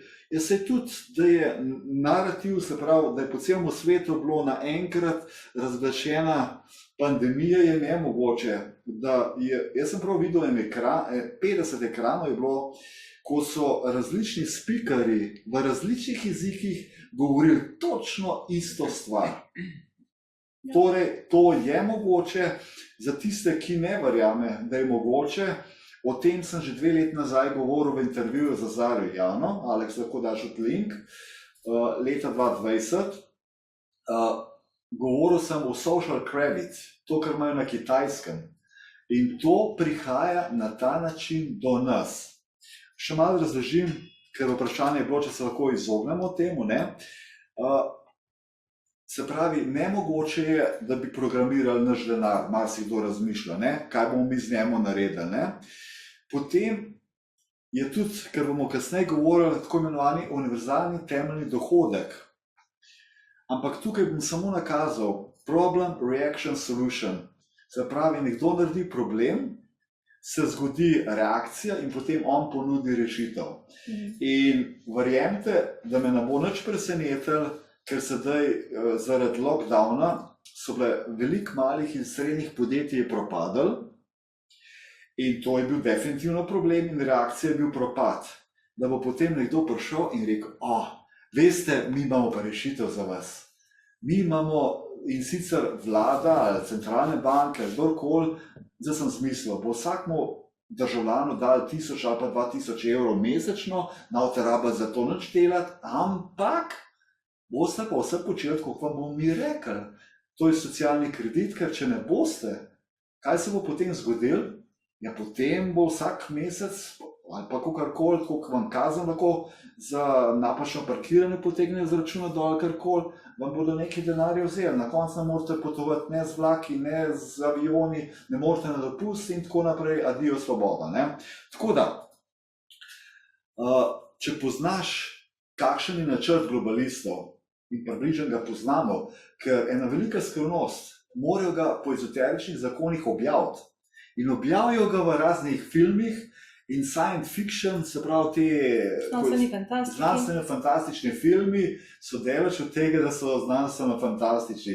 To je poleg če bi temu rekel, malo testiranje, kako se bomo na to odzvali, je tudi nekje tisto, da nam pa sporočijo. Ok, zdaj pa tako, če poznaš načrt globalistov, sem začel, potem poznaš tudi nekje naključne dogodke, ki se dogajajo. In potem počasi to lahko povežeš in veš, kako nič naključnega, ampak da je vse strogo planirano. O tem bomo zelo veliko zdaj govorili. Recimo, napad na ameriška nebotičnika dvojčka. Kaj se je potem zgodilo po temu? Ja, teroristi so napadali, ne? O tej zgodbi ne bomo govorili, in to je bil tako imenovan War on Terror. Se pravi, so se odločili, vojna proti terorizmu. Ne? In v bistvu, kaj so takrat sprejeli kot zakon? Da kot sum terorista lahko upadajo v vsako hišo, po domače rečeno. Zdaj nekdo sumi, da smo mi, uradno reče, oziroma dajo sum, da smo mi teroristi tukaj, lahko zdaj brez naloga upadejo sem noter in nas aretirajo. Okay? Tako da, to mečke malo za zagrevanje, da te naključni dogodki, ker zdaj bomo šli globoko v to, so tudi približeni, niso naključni. Ampak Gregor, prosim, da odgovora. Hvala, Boris. Tako imam dve res najbolj važni izhodišči za ta del odgovora. Prva je, da smo zagotovo zadnja generacija, ki še lahko udejani spremembo. In druga, da smo zagotovo zadnja generacija, ki še lahko človeštvo ubrani pred kakršnimi koli agendami transhumanizma ali pa kjerkoli druga imena, ki jih uporabljajo. Torej, zadnja generacija, tukaj in zdaj. In kolikor se bo mogoče slišali paradoksalno ali pa preveč bombastično, 24.4., torej 24. april, ko so državnozborske volitve, je ta prelomni dogodek za Slovenijo. Ali tukaj nekaj naredimo, ali pa iščemo jame ali pa nekaj drugega, kjer bomo prebrodili agende, ki se bodo izvajale. In prav si povedal, ne samo, da se v filmih, da morajo dokazati oziroma pokazati javnost delovanja. Oni so še bolj predrzni. Vse to objavijo na spletnih straneh. Vse, kar se je dogajalo v zadnjih 2 letih, so najkasneje 2015 objavili na spletnih portalih. Vse je bilo javno, nič ni bilo skrito. Ker dokler je skrito, je dogovarjano, nima pa potencijala udejanjanja. Mogoče tudi vprašanje, ki smo ga prej dobili v pogovoru, v smislu korporacije in tega, to se nanaša prav na to, kar se zdaj pogovarjamo. Vse lahko spremenimo samo v enem prostoru. Ta prostor se imenuje Državni zbor. Nikjer drugje. Mi imamo lahko ogromno energije, radi se imamo, protestiramo. Če bi nas bilo 80 ali pa 90%, bi lahko spremembo naredili na ulici. Očitno tam še nismo. In edini prostor za spremembo je Državni zbor, kjer lahko odstopimo od vseh škodljivih sporazumov, od vseh povezav, tudi tisto, kar si že prej omenil, da nas je predprejšnja vlada izdala z podpisom sporazuma z interameriško korporacijo. Nobene javne razprave ni bilo, samo 27. decembra 2018 je bilo to objavljeno v uradnem listu. Takrat objavljajo stvari, ki jih še tisti, ki se s tem ukvarjajo, torej računovodje, pa ne vem kdaj, vidijo šele enkrat januarja in je popolnoma jasno bilo, da so to, ampak kar je še hujš, ko je bila obravnava v Državnem zboru, ni bilo levih, desnih, črnih, rdečih, rjavih. Takole so pritiskali. Za. Noben ni šel v medije pa rekel, izdali nas boste in ne vem kaj. In zdaj smo pri ključnem vprašanju, kaj se zdaj dejansko dogaja v svetu. Zaslepljeni smo s tem, da ne bi bili v času nekakšnih rahlan ukrepov, pa da kar naenkrat ni več prva novica virus, pa kar naenkrat so spet gostilne polne, pa vse izgleda lepo. V zadju se pa dogajajo ključne agende. Ena je prav na nivoju Svetovne zdravstvene organizacije, ki naj bi zdaj sprejela neko novo ustavo ali pa sporazum o njenem delovanju, ki bi ji omogočil, da sploh ne rabi več nobenih strokovnih utemeljitev za razglasitev pandemij ali pa pandemij, kakorkoli bomo rekli. In vse države ne bi bili podpisniki, ne? To je eno, ampak kar je za nas še večji izziv, je, da bi Evropska unija takoj sprejela to vrstno ureditev Svetovne zdravstvene organizacije oziroma opredelitev, da bi vse države članice morale spoštovati odločitev potem Evropske unije oziroma Bruslja, za, ne vem, ukrepe, maske, cepiva. Kaj to dejansko pomeni? To je konec suverenosti nacionalnih držav in to je ta ključni cilj globalistov, ena vlada, ena odločitev. Njim se ne da več ukvarjati z nacionalnimi državami. To jih stane preveč, to je preveč časa, energije. Oni želijo postaviti en center, iz tega centra udejanjati svoje odločitve, pa mogoče, če zdaj še malo zakompliciramo, v vsem političnem, družbenem dogajanju trenutno na svetu je na udaru Evropa. Naša omika, naša tradicija. Mi smo braniki še vsega, kar je bilo po svetu, zadnji otok. In to želijo sesuti. Mi smo pa v epicentru te Evrope. Zmeri tudi, ko se pogovarjamo, zmeri smo bili premajhni za ekonomijo, vsega, za trženje, za ne vem kaj. Za spremembo smo pa končno ravno prav majhni. Ja, je človek rab prav mečken za razmisliti. Ko smo bili prej pri temu, digital currency, se pravi central bank digital currency. Imamo zraven samo to, kar se nanaša, da ista tehnologija omogoča tudi sporedne sisteme. Se pravi, gre za to, kako jo uporabiš. To je treba vedeti. Spet je človeški faktor. Tako, in lahko bomo, kako nekdo piše, kaznovani ali pa tudi ne, odvisno. Ta primer je dober, ali kupiš pivo, bo človek kaznovan, ker ne živi zdravo. Bravo, ampak istočasno, ko smo pri tehnologiji, mi smo razglašeno krizo zadnjih 2 let preživeli zaradi tehnologije, ker smo si kot človeštvo pred leti postavili internet. Če mi ne bi imeli interneta, nobene informacije ne bi bilo pri nas. Če se mi spomnimo leta 60, ena televizija, en radio, vsi bi bili pošpikani, vsi bi bili doma, večina nas že močno bolnih in vsi bi verjeli, da je virusna kriza. Nas je tehnologija rešila, tako da važno je, kako jo človek uporabi, ne pa, da je tehnologija slaba. Oziroma, kaj mu sporoča. Samo skozi neko zdravo, logično, kmečko razmišljanje, če temu tako rečemo, spustiti te informacije. Zdaj bomo en zanimiv screenshot dali. In sicer na to temo, zdaj razmišljamo Central Bank Digital Currency, vse to bo dobro, vse to fajn, prideš, še čip imaš v telesu, pa sam potegneš ali prideš mem, se že vse zaračuna in tako naprej, ampak vse to ni mogoče. Ne vem, če ste slišali, da so ljudem, ki so donirali, če rečemo narekovajo, kanadskim trackerjem, ko so se tornakarjem, ki so donirali, ljudje, ki so donirali za ta gibanje, če tudi samo $50, da so jim dobesedno zamrznili račun. Ko govorimo o Central Bank Digital Currency, kakšno moč imajo.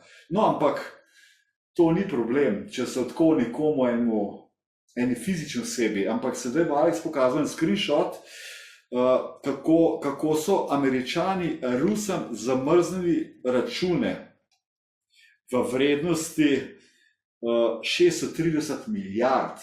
In če lahko tretji najmočnejši nuklearno oboroženi državi zamrznejo račune, kaj šele enemu ubogemu posamezniku.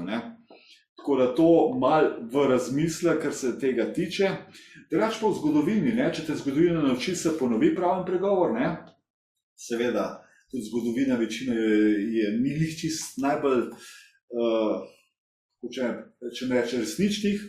Recimo primer, leta 1933, mislim, da je bil takrat predsednik Woodrow Wilson, so za teden dni banke šle na dopust, so jih zaprli.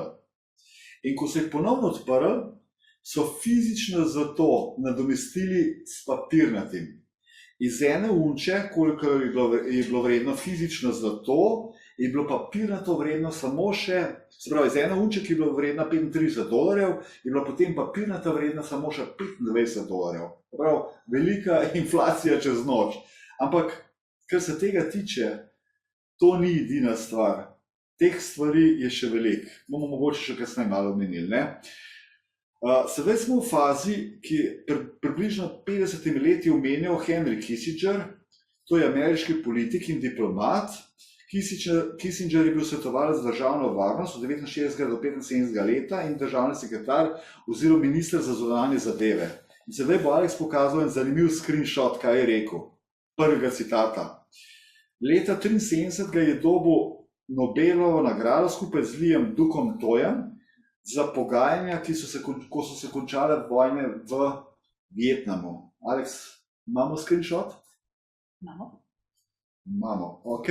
No, zdaj smo pri tem prvem screenshotu, smo control oil and you control nations, control food and you control the people. A vam je tukaj znano zdaj, Rusija ima kar nekaj energentov, če temu tako rečemo. In sedaj kar naenkrat kontrolira in zdaj pri tisto, kar je bistvo. Zdaj navzven izpade. Američani so zamrznili račun. Rusi, oziroma sedaj so uvedene sankcije Evrope do Rusov. Ampak Rusi imajo teh bogatstv toliko, da kdo je tisti, ki bo v resnici nastradal? Evropejci. Če pogledamo določene cene, koliko so se zemeljskega plina podražile, koliko se je elektrika podražila, da ne govorimo o še kakšnih drugih energentih. In to je ta igra, ki se vodi. To je tisto, kar sem prej rekel, navzven deluje. Da je vse slučajno nekaj, ne? Kar en avion oziroma 200 dvojčka preletela, kar eni teroristi nekje, ampak to je vse skrbno, profesionalno, astrološko vodena agenda. Kot je že nekdo tukaj napisal, da so vse agende tudi zdaj, ves čas že pravzaprav, ne samo zdaj v polnem teku, ne? Tudi Ukrajina je ena izmed njih. Alex, prosim, če daš še od Henry Kissingerja drugi citat, ki pravi, who controls the food supply, korak naprej, controls the people. Jaz kar nekako domnevam, da vsi razumete angleško. Se pravi, kdor kontrolira dobavo hrane, kontrolira ljudi. Tisti, ki kontrolira energijo, lahko kontrolira kontinente, tisti, ki kontrolira denar, lahko kontrolira oziroma nadzoruje, je lepa slovenska beseda, cel svet, ne? Zato pa je tukaj tudi vprašanje, ne, prosti, da te prekinem nekoga. Ne, sem vi hotel. Pa bi nam oni, ne, to navednica, se pravi globalisti, dovolili svobodo. Tukaj imamo pa na srečo dober odgovor, ki nam ga je priskrbel nemški odvetnik Fulmich, ki je preučeval dogajanje v ozadju v zadnjih 2 letih in nekako v teh svojih več 100 pogovorih in intervjujih ugotovil, da naj bi v tej globalistični kliki sodelovali cirka 3500 oseb. Nas je pa čez 7 milijard. Za stadion pravijo, ne? In še to tam je velik odgovor. Ne? Torej, ali pa če gremo spet korak nazaj na referendum o vodah, denar so imeli, medije so imeli, politiko so imeli, mislili so, da imajo vse pod kontrolo, doživeli so pa zgodovinski poraz. In to je moč ljudstva. Edina stvar, ki jo ne morejo kupiti, Ozaveščenega ljudstva. Ozaveščeno ljudstvo, ki rečeš dovolj, ne grem se več tega. Ampak sam se moraš odločiti. Noben ti ne more tega reči. Polona, to si ti že enkrat rekla, takrat enostavno, ne grem se več tega. Dosti, ne, da je to, da je da je tretji, ne. Tako, saj sem tudi rekla vladi, recimo vladajočim, ko so nas poleti županje in župane sklicali na Brdo pri Kranju in nam naložili obvezo, da bomo mi tisti, ki bomo, od katerih bo odvisno, ali bomo šli 1. septembra v šole ali ne, se pravi, koliko bomo uspešni v nagovarjanju ljudi k cepljenju. Sem pa tudi rekla, to pa ni moja naloga, to pa jaz ne bom počela, jaz sem izvoljena za druge stvari, ljudje se naj sami o tem odločajo, ker je to pač njihova pravica in res najbolj osnovna človekova odločitev. In tukaj sem rekla ne. In to je bil tisto prvi ne, mogoče je bil to tisto moj odskok, ki ga je tudi Mojca omenila v moji astrološki analizi, ko sem se mogla odločiti za nekaj, ali bom lepo tiho, ali bom pa se oglasila in povedala tisto, za čimer stojim in sprejemam svojo odgovornost.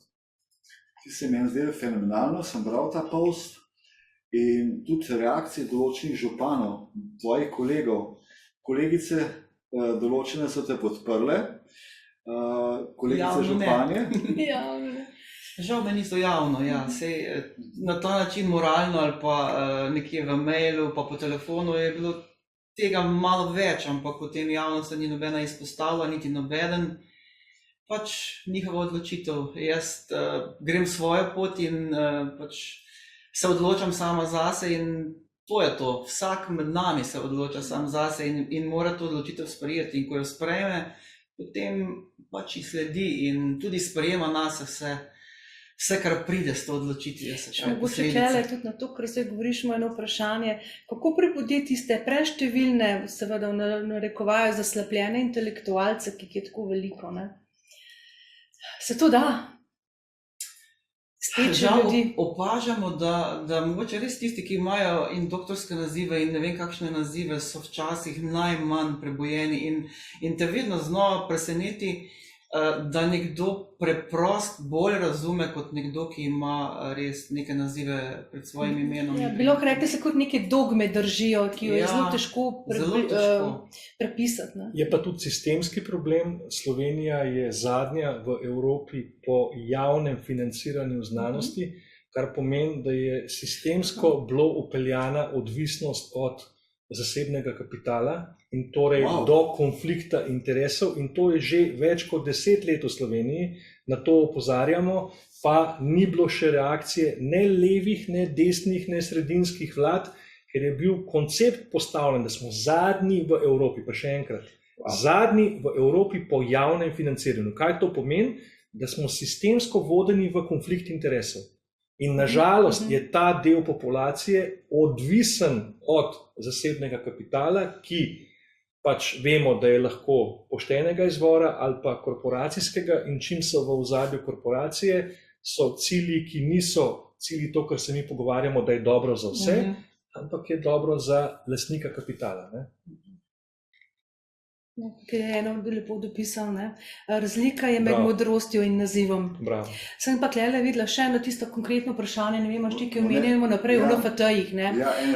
Sprašuje, a so to prava alternativa Facebooku, pa YouTubeu, glede neodvisnih medijev, pa brez cenzure. To se bo šele pokazalo. Tega danes ne moramo vedeti. Mi vsi vemo, da cenzure, ki so plačane strani globalistov, da nas cenzurirajo na družbenih platformah, da so postale že tako rekoč nemogoče, kar je še hujše. To so sposobni že v real time, torej v neposrednem času izvajati cenzuro, ne za nazaj, toliko daleč je šla ta tehnologija. Ne? Torej ti sam začneš tipkati, pa čim omeniš določene besede, fraze, je stvar že najmanj zamegljena, če ne v iskalnikih nemogoče dosegljiva. Zaenkrat so nam te platforme važne, ker vendarle nas je večina še tam za nek doseg sporočil. Vemo pa, da vsebinsko tam nimamo kaj početi. Kjere se bodo pa izkazali v končni fazi tudi problem blockchain tehnologije, marsikdo pravi, to je delo globalistov. Ni res. Spet je tehnologija, ki omogoča decentralizacijo, omogoča recimo tudi v končni fazi problem konflikta interesov v javnem sektorju, bi najlažje rešili z kvazi pametnimi pogodbami oziroma javnimi naročili, ker ti v sistem blockchain ne moreš prirejati javnih razpisov. To bi bil ena od smrtnih kazni za slovenske javno naročanje, ker vemo, da noben javni razpis ni objavljen, če že vnaprej ne vejo, kdo ga bo dobil. Da pa ti postavi sistem, kjer se to ne da prirejati, je lahko prva točka rešitve. Samo tukaj je nekdo, je gospa napisala, po dolgem času sem slišala, da nekdo končno prevzema odgovornost in hvala za vse to. Potem še mnenje, razmišljanje, ali največji intelektualci res naredijo največ gorja človeštvu.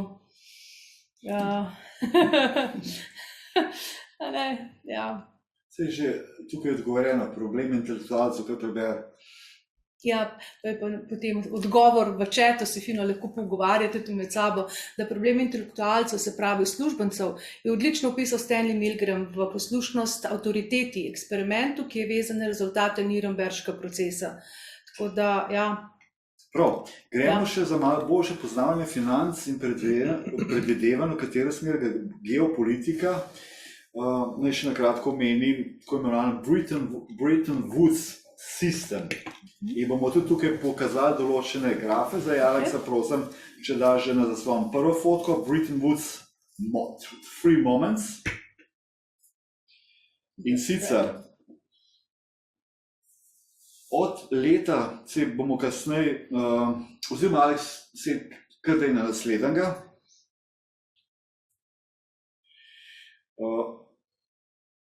Tule imamo lepo razložen Bretton Woods sistem. To pomeni, da so se leta 1945 dogovorili svetovne vlade, avtoritete, kakorkoli imenujemo, da bo enotna valuta dolar za cel svet. Ne? In to je veljalo od 1945 do 1972. Se pravi, takrat je vse temeljilo na tako imenovani zlati podlagi, oziroma temu lahko rečemo tako imenovana stvarna vrednost. Ne denarna vrednost, ki jo najeda hiperinflacija, inflacija, karkoli, ampak stvarna vrednost. Potem je pa 71. leta predsednik Nixon ukinil zlato podlago, kar pomeni, da so lahko začeli neomejeno tiskati, neomejene količine denarja so začeli tiskati, da so lahko financirali vojno v Vietnamu. No? In takrat, če bi pogledali kakšne grafe, takrat je bila hiperinflacija res ogromna. In potem, to je bil tako imenovani prvi moment, po 72 je bil drugi moment, Bretton Woods, ne pisan Bretton Woods, ne? Ampak še, če gremo kar na Alex na naslednji graf, bo najbolj zgovorno povedal. In potem, po letu, se pravi, nepisani Bretton Woods Agreement drugi, je trajal potem od 72 do leta 2008, spet do ene velike krize. In sicer, takrat je v bistvu, ki je vse temeljilo na tako imenovanem denarni vrednosti velikih hiperinflacij, kot vidimo v tem grafu. V tretji potem, od 2008 in zdaj so pa, če pogledate, so pa centralne banke začele zopet kupovati ogromne količine denarja, kar pomeni, da ne bi zopet počasi se temeljili na tako imenovani zlati podlagi oziroma stvarni vrednosti. Tako da zdaj imamo pa en nov moment, bomo pa še videli, kam se bo sploh vse obrnil, ker recimo tudi omemba kriptovalut in vsega tega je res v bistvu težko govoriti. So določene mnenje, da Satoshi je od CIA, še celo če nekako prink na robe obrneš, okrog obrneš nekje, pridejo končnice, ampak tukaj je pravi eno preprosto ezoterično pravilo, tisto, kar iščeš, najdeš. Če iščeš zaroto, boš najdel zaroto. Mi se moramo pa zavedati, vse ti globalisti, vse ti volivci, vse tisti ljudje, to so vsi predstavniki ene od naših energij. In izvoli. Prosti, Boris, nisem te hotel prekiniti. Izvoli. Ampak dejstvo je, da smo zdaj res v enem epicentru globalnih sprememb, tudi na področju valut in spremembi Bretton Woodskega sistema, ki si ga omenil.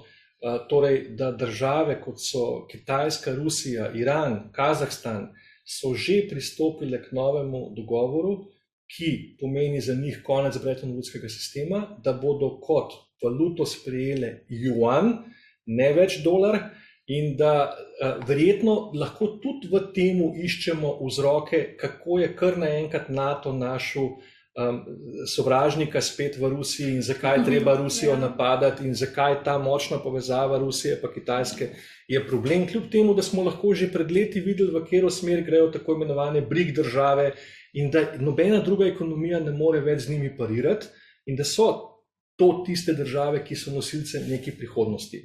Ko pa omenjaš zlato, smo pa prav sicer že lanski članek enega ponudnika storitev v Sloveniji je pokazal, kar se mene tiče, katastrofalno sliko prav glede Slovenije, iz katere izkazuje, da imamo mi zlatih rezerv natanko toliko kot Bosna in Hercegovina, da jih imamo pol manj kot Makedonija in zgolj desetino toliko, kot jih ima Srbija.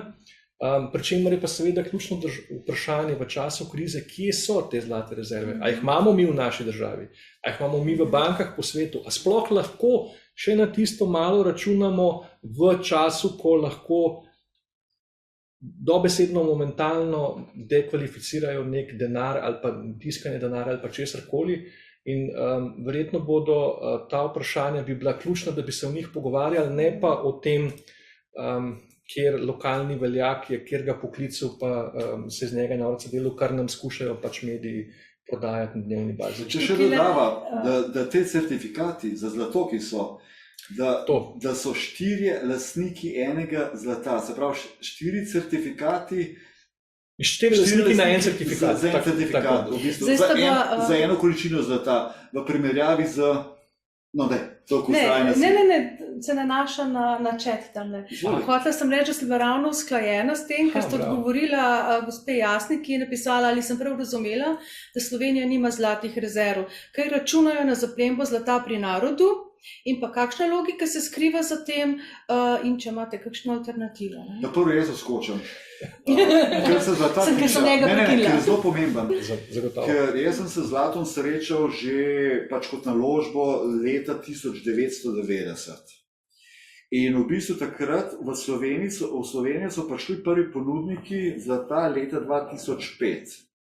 In takrat si lahko prišel z milijonom evrov, pa si kupil zlata, nihče ni zahteval nobenega priimka, naslova, ničesar. Če kupuješ sedaj, zadnje 2-3 leta, mislim, da 1000 evri, te popišejo kot ne vem kaj. Tako da tisto, kar je omenjen, ja, lahko pričakujemo, da bo nekdo rekel, kot leta 33, država je v krizi, žal vam moramo zapleniti vaše zlato, oziroma dajte nam pomagati, to je bolj elegantno spela, ne? Izvolimo. Gregor, sem ti skočil. Ne, sploh ne. 3 ključne točke vidim na tem področju. Prva je neposredna s to temo, torej kovine, da za kakršnokoli suverenost države in prebroditev krize bi pametna država vlagala danes in že v zadnjih letih v kovine. Ni nujno, da samo zlato, ne obstaja samo zlato, ampak zagotovo bi povečevala svoje kapacitete, predvsem znotraj svojega ozemlja, ne pa, da bi se še naprej zadolževala in povečevala finančni oziroma denarni dolg. Druga stvar na energetskem področju, izkoristek geotermalne energije. In tretja, ki je pa ključna za vse nas, brez katere ne moremo preživeti, samooskrba s hrano.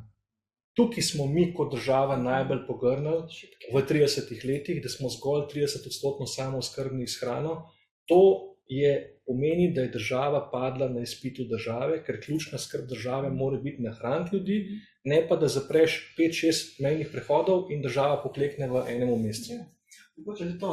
Jaz sem brala Sanjo Lončar, ki opozarja zdaj po tej vojni v Ukrajini, da bo žita veliko manj, da bomo lahko uvozili, tam piše 80 000 ton žita manj, kar pomeni toliko in toliko kilogramov na osebo manj. Se pravi, opozarja nas, približuje se nam glad in pa tudi mraz. Tudi energenti, se pravi hrana, vse to je mogoče na nek način potem tudi stranska stvar. Istočasno pa spet moramo gledati vse razvojno, kaj nam to pomeni, kakšna priložnost je to. A se bomo ob tej krizi vprašali, a bomo še začeli delati oziroma proizvajali hrano za živali, ali bomo končno začeli proizvajati hrano za ljudi. Ne? Imamo časa, zdaj do celo poletje oziroma celo leto do jeseni, da nekaj naredimo. Zdaj je ključni čas. Recimo, tudi lahko doživimo hiperinflacijo. Vse smo že skoraj v njej. Tele bi priporočil, ta odgovor je v live coachingu, ki smo ga posneli z Mokšo v novembru, je to na dolgo in široko razložen. Hiperinflacijo že doživljamo. Sedaj imamo, v Ameriki so dali ravno podatke, da je rekordna inflacija v zadnjih 40 letih. Se pravi, na košarico, se pravi, hiperinflacija oziroma inflacija se meri na košarico, ne statistična, ker statistična je vedno cirka 100% manjša, kot pa dejanska. Kaj vi kupite vsak dan je važno, se pravi kruh, mleko in tako naprej, ne? Vsakdanje potrebščine. Tako da sedaj je rekordna, ampak hiperinflacija, ja, to je zdaj že praktično, smo že skoraj tam, ne? Sploh, če gledamo tudi, kaj se v Nemčiji dogaja, da so zdaj olja, so šle, govorimo o jedilnih oljih, sončničnih oljih, in praktično sem videl včeraj posnetke, so police prazne v trgovinah, ker je panika, ljudje tega pokupijo za hude dneve, tako da to je ena stvar. Druga stvar, hiperinflacija, za hiperinflacijo pripravljajo deflacijo. Kaj to pomeni? Se pravi, hiperinflacija nastane takrat, ko v bistvu tiskaš ogromno denarja in razvrednotiš valuto. Recimo, mi smo v tem coachingu smo dali en graf, da je bil $100 leta 1913 skupne vrednosti današnjih $3. Se pravi, še zmeraj $100, samo kupaš pa skoraj nič za ta denar. Dali smo primer, mislim, da košarice... Za jabolka. Jabolka, ja. Jabolka. Takrat smo rekli, da rečemo, ko smo že rekli, 100 evrov, za $100 si kupil recimo 100 gajbic, Ja, zdaj pa kupaš lahko samo še 3 gajbice jabolk za isti denar, za iste $100, ne? Ker je kupna vrednost tako manjša. Ampak gremo na deflacijo. Kaj deflacija pomeni, ki jo pripravlja? Se pravi, vse krize, ki so se zgodile, vse, kar se dogaja, to so vojne, to je vse umetno sprožen. To so globalisti, ultra bogati, kakorkoli jih imenujemo, elita, vse umetno sprožili. Recimo, jaz sem cel življenje v bistvu študiral finance, v bistvu imam mednarodno knjižno uspešnico z tega področja, da sem šele pred zadnjimi nekaj leti spoznal, da vsake 5 let naredijo majhno krizo in vsakih 10 let veliko krizo. Če rečemo 2008, ki je bila ta pač za nepremičnino kriza, ki se je v Ameriki začela in tako naprej, ne? Kaj so naredili takrat? Zelo preprosto te stvari počnejo. Zdaj so natisnili ogromno denarja in ga dali obtok in potem samo iz obtoka vzamejo ta denar, večino tega denarja. Recimo, če imamo 5 litrov krvi v telesu, pa če vzamemo 3 litre ven, kaj se zgodi? Kolaps. In tako se je zgodil tukaj. In potem ne bomo zdaj tu vse life coachingu razložen, imate brezplačno na naši spletni strani. In kaj se potem zgodi? Zgodilo se je to, kar se je zgodilo, da pač nepremičnine ljudje ne morejo enostavno kreditov za hiše več plačevati in izgubijo hišo, a dolg jim še ostane in tako naprej in tako naprej. Torej, pričakujemo oziroma pripravlja se hiperinflacija, naslednji korak je pa deflacija. Kaj to pomeni, če gremo za podjetja? To pomeni, če imate vi zdaj recimo določeno ceno. Dolar ali pa evro bo spet več vreden, sploh pa ta Y se jo zdaj grejo. Zdaj je razvrednoten, potem bo pa kar enkrat več vreden. Ampak to pomeni, bo več vreden, recimo produkti, cena produktov, izdelkov se bo pocenila. Ker se bo pocenila, bo za podjetnika možna manjša marža. Ker bo možna manjša marža, bo mogel odpuščati določene ljudi, ker jih ne bo mogel plačati. Ker bojo odpuščeni ljudje, jih bo na zavodu za zaposlovanje ogromno ljudi in tako naprej in to pomeni eno veliko krizo, ampak še enkrat, to je vse umetno narejeno. Nobena kriza ne nastane drugače, kot je ene par glav, ki odločajo, globalisti ali kakorkoli jih imenujemo, ki so to v bistvu umetno sprožili. Kaj je prišla replika, ko si ti govoril o prehrani, ne?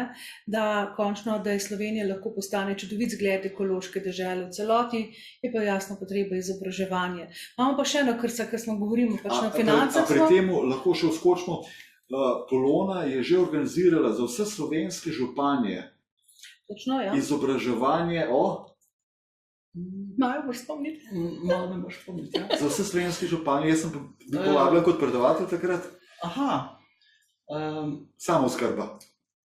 No, Kam si nam šla? V finance čiste, dolarčki. Vse je deflacija, je čist. Res je. No, tako da hočem reči, glede na vprašanje, pa sem mogel skočiti, ker drugače bi preskočil. Mi smo že teh izobraževanj veliko naredili. Anton Komat, ki mislim, da ga danes tudi še omenil, ne? Tudi. Ali pa mogoče že v tej priliki ga omenjaš, že desetletje piše o temu, kako smo rekorderji po kvadratnih metrih naših trgovskih centrov. Ne? Mogoče kar omeniš, ker si prej že... Da namesto, da bi zemljo, ki je rodovitna, skrbeli za njo, pa kar je še hujš, največji problem v Sloveniji je, da se dajo državne subvencije za pridelavo nekih poljščin, ki na tisti zemlji nimajo kaj početi. In pol mi mislimo, da je problem suša pa nekaj, ampak problem je v tem, da na napačni zemlji z državnimi sredstvi veliki kmetje pridelujejo tisto, kar država subvencionira. Ključ ali pa rešitev, kot je jasno povedal zmeri tudi gospod Komat, je v tem, da spet spodbujamo male kmete, da mi razumemo, da hrana ne raste v veleblagovnicah, ampak kaj pomeni stik z zemljo, kaj pomeni, ko posadiš hrano, že samo to, da roko daš v zemljo. In on je zelo jasno povedal, prehranska varnost, energetska varnost, monetarna varnost in na vseh teh področjih suverenost, samo to nas dela kot državo. Vse ostalo je odvisnost od mednarodnih in korporacij, združb, kapitala in vsega. Imamo še, ali pa gremo najprej takole, ker smo govorili o prehrani, o samozadostnosti, je prišel en tak zanimiv predlog. Kaj, če postanemo DOO in pričnemo delovati kot Dermahur skupnost pri Torinu. Nisem si še ogledala njihovega sistema v živo piše, se pravi s svojim denarnim zdravstvenim sistemom. Kompletna skupnost, Ja, paralelni sistem. poznate. Ja, mikavno, ampak pri tem moramo ves čas samo razmišljati o tem, ne? Ko razmišljamo paralelni sistem, ne pozabimo na to, da ta sistem je naš, šole so naše, zdravstveni domovi so naši, ne glede na to, v kaj jih želijo spremeniti. Mi usporedni sistem naredimo ali pa ga uvajamo zato, da v situacijah krize preživimo, ampak mi moramo potem sistem postaviti za celo državo, ker nikoli ne bo nek odmik rešitev za vse. V državi pa vendarle vsi živimo. Slovenija lahko samo država vseh Slovenk in Slovencev, ne zdaj enih, pol pa drugih. Zdaj bomo pa mi rekli, zdaj bomo pa mi na oblast prišli, pa bojo oni trpeli. Ja, ni res, ker pol nismo nič naredili. Tukaj imamo vprašanje, ki smo ga že omenili danes, kaj menite o univerzalnem temeljnem dohodku? Sliši se fino iz prve, ni treba nič delati, pa imaš vseeno zagotovljeno preživetje, ampak to se lahko potem izkoristi za kaj slabega, se pravi tudi za tisto, kar si omenil, Karla Švaba, ne boste imeli Klausa Švaba, ne boste imeli nič, pa boste srečni. Nažalost je ravno problem agent zmeri, kako dobro idejo, ki v bistvu temelji na participaciji v državi, torej da državljani smo soudeleženi pri nekem dobičku ali pa pri tem, da se naše rudnine, blagostanje naše države, torej naši viri izkoriščajo, da smo pri tem soudeleženi. To je v bistvu bil primarni vidik nekega univerzalnega temeljnega dohodka. Ne zdaj to, da pomeni nič ne deli, pa boš dobil, ne vem, jurja na mesec, pa vse v redu, ker to pa je zdaj agenda, ki da bi ti nekdo pa ponudil, vi nič ne skrbite, vsak bo dobil, ne vem, našli smo rešitev, ni konc je vaših težav, tudi če so propadla vaša podjetja, obrti, tisto, kar so vaši stari starši postavljali, nič ne skrbite, zdaj boste imeli vsi 500 evrov ali pa 1000 evrov na mesec, ampak kje tiči past? To bi spet verjetno neka količina ljudi rekla odlično.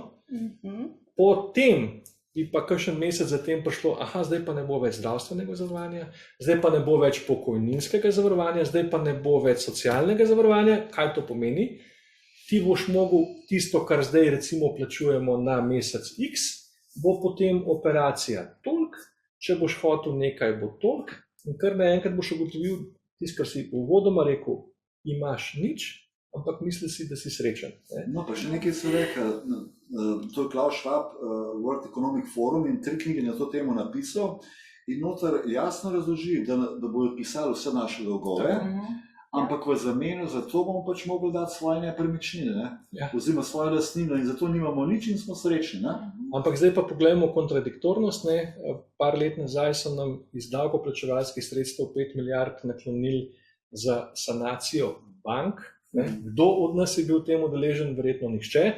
Prijatelji od prijateljev so delali neke čudne posle in 5 milijard davkoplačevalskih, namesto da bi jih dali za samooskrbo, za energetsko samooskrbo, za razvoj mogoče komplementarne valute ali pa zlate rezerve v končni fazi, ne. Dali smo za to, da smo pokrili prijatelje od prijateljev. Tako da Kar tako ti nihče nič ne da. Vedno in nekaj potrebuje v zameno. Jaz bi preden odgovorimo na to, bi šel na en vprašanje, ki tega, ker počasi se bližamo koncu. Ker v bistvu dve vprašanji sta bila zdaj bolj zate, ne?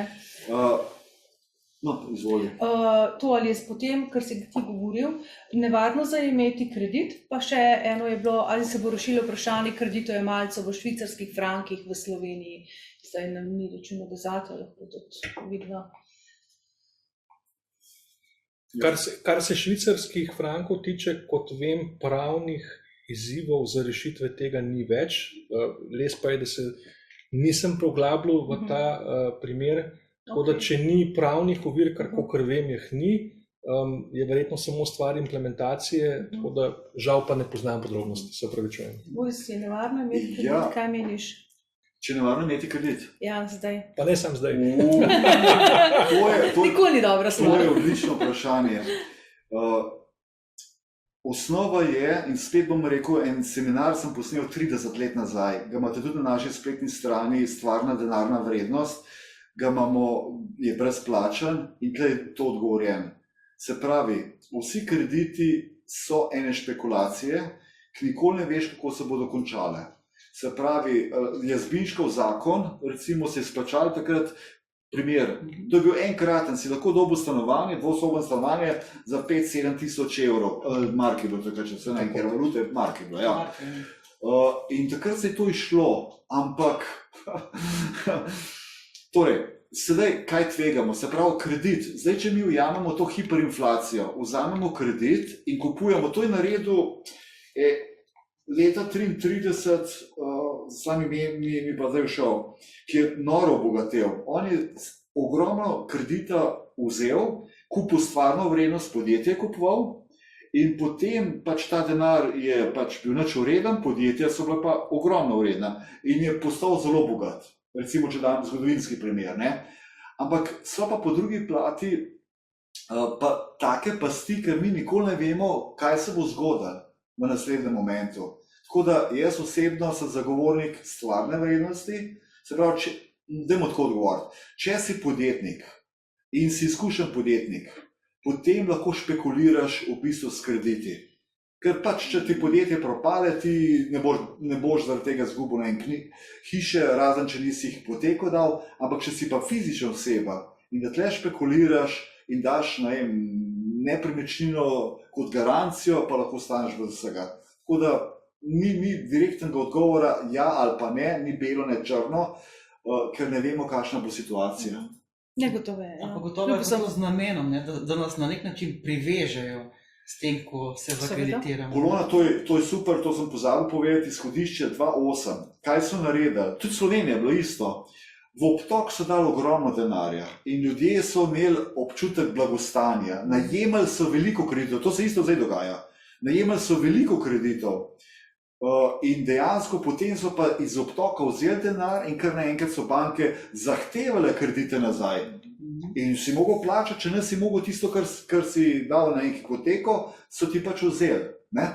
In to isto sumam, da se zdaj dogaja. Ne morem garantirati, ampak kar se tega tiče, recimo takrat še ta primer, če je bila hiša v Ameriki vredna, se ne vem, če sem spomnil, $500 000, si ti plačeval, recimo si bil sposoben plačevati mesečno $2100 kredita. In potem, ko se je zgodil pač ta kriza, je dejansko tvoja hiša polmilijonska bila vredna samo še $300,000, ker se je pa obrestna mera za kredite dvigala zaradi vsega, zaradi krize, si pa ti, če je šlo na 6%, si že plačeval, na pamet govorim, si imel obrok mesečno $2,800. Če je šlo na 9%, je bil pa obrok že $4,000 približno, na pamet govorim, se pravi, o tem coachingu sem to točno povedal.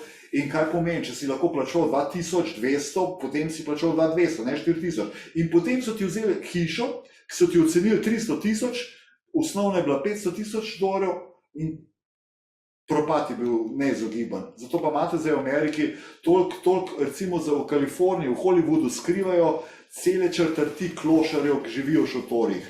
Veliki Hollywood, ne?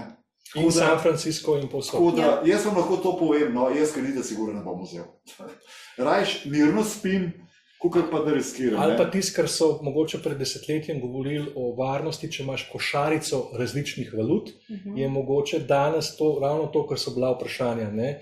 Nekaj je pač denar kot fizični denar, nekaj je neka kovina in zagotovo, tudi ker je bilo vprašanje o kriptovalutah, sam sem spremljal tudi kakšne astrološke analize kriptovalut, ki kažejo, da zagotovo ima prihodnost. To ni nekaj, kar bi se ustavilo letos, naslednje leto ali pa v naslednjih par letih, ampak ima potencial. In verjetno pametni vlagatelj bi danes gledal vse te tri stvari. Pa še eno stvar smo prej pozabili povedati pri rešitvah, kar se tiče države, pa tudi, kar si ti govoril o denarju. Ena od stvari, ki se jo moramo zelo resno lotiti, je, da gotovino oziroma denar vpišemo v ustavo, da ne pridemo tako daleč, kot so te težnje globalistov za neke digitalne valute, ki bi nas... Točno to, ker tist pomeni konc, ker pomeni, če ali se ne boš cepil, ali ne boš spoštoval ukrepov, ne boš razumel tvoj račun. In ne boš digitalni račun. Konc. Ja, ne boš nič jedel. To je to. Pa pomri. Ko boš lačen, boš pa Znajdi se. pameten. Ja, in potem bo prišlo tisto, kar smo prej govorili, kot je tudi tu napisano, da en možnost, ne, da hodiš od posameznika do posameznika, se povežeš glede hrane, kupuješ od njih, preveriš kakovost in na ta način nastane skupnost, ki pravzaprav je ena možnost, da bomo preživeli za te težke čase. Lokalna In kako ekonomija. si rekel, majhni smo, to je naša prednost, ne? Ampak ne slišimo.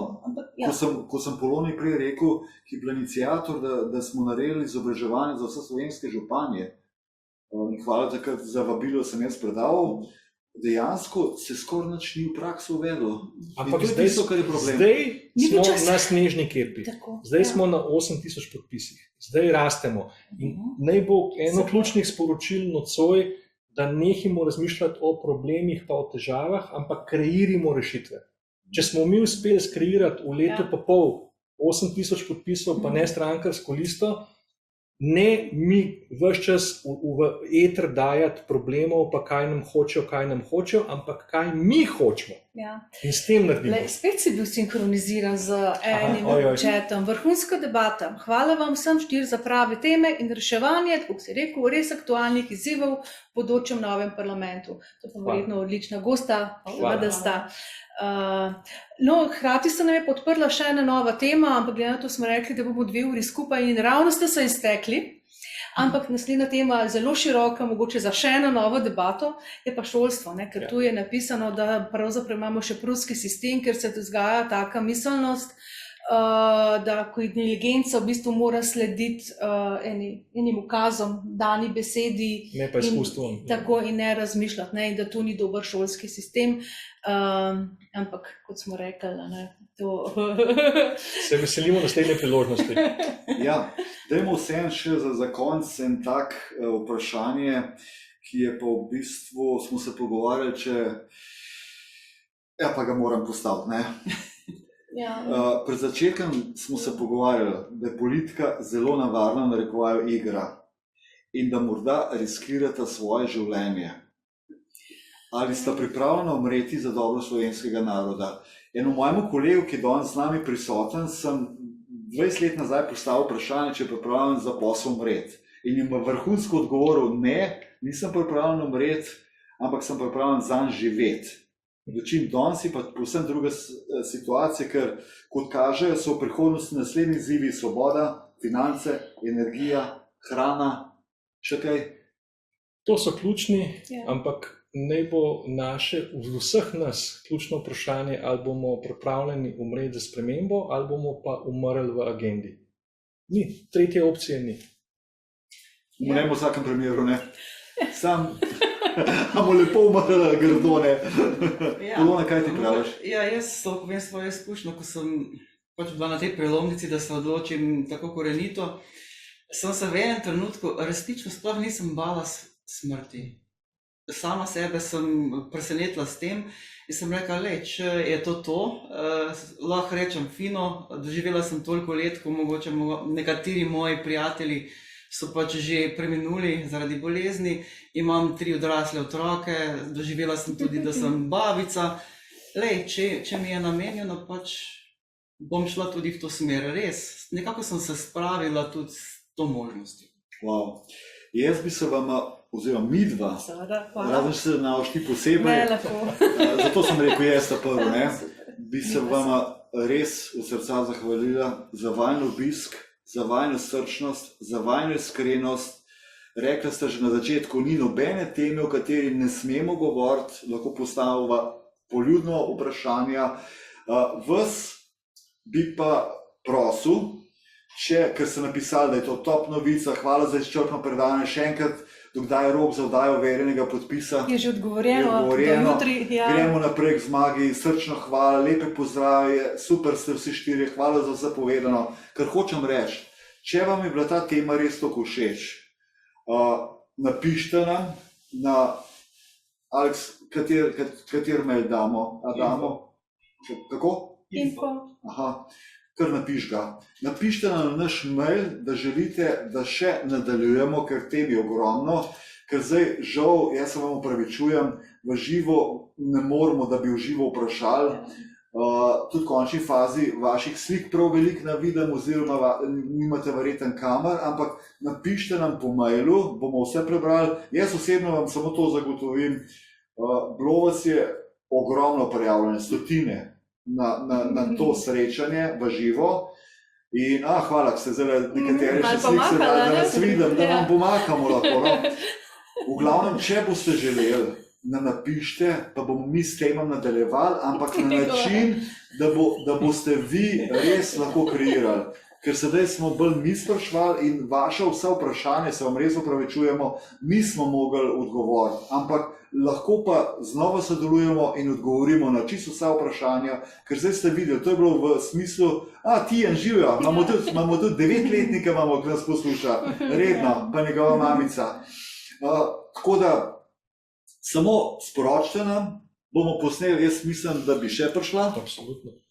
Okay. Zdaj po vsem tem obdobju, po vseh teh podpisih, po težkem delu, bo zdaj še veliko težje delo, ampak na ta način res dosežemo lahko naenkrat ogromno ljudi, kar je nujno pomemben. Kot smo govorili, mi rabimo informacijo, ampak tisto pravo informacijo. Tisto informacijo, zaradi katere je vredno živeti in tudi mogoče vredno umreti. Kako ti rečeš na koncu japonski? Ne, lahko bi danes zaključil s tole mislijo, ki je podana. Napisano je, zaupamo vam nam, tudi mi zaupamo vam nam. Tako da lep večer vam še želimo in se vidimo naslednjič. Lahko noč. Lahko noč.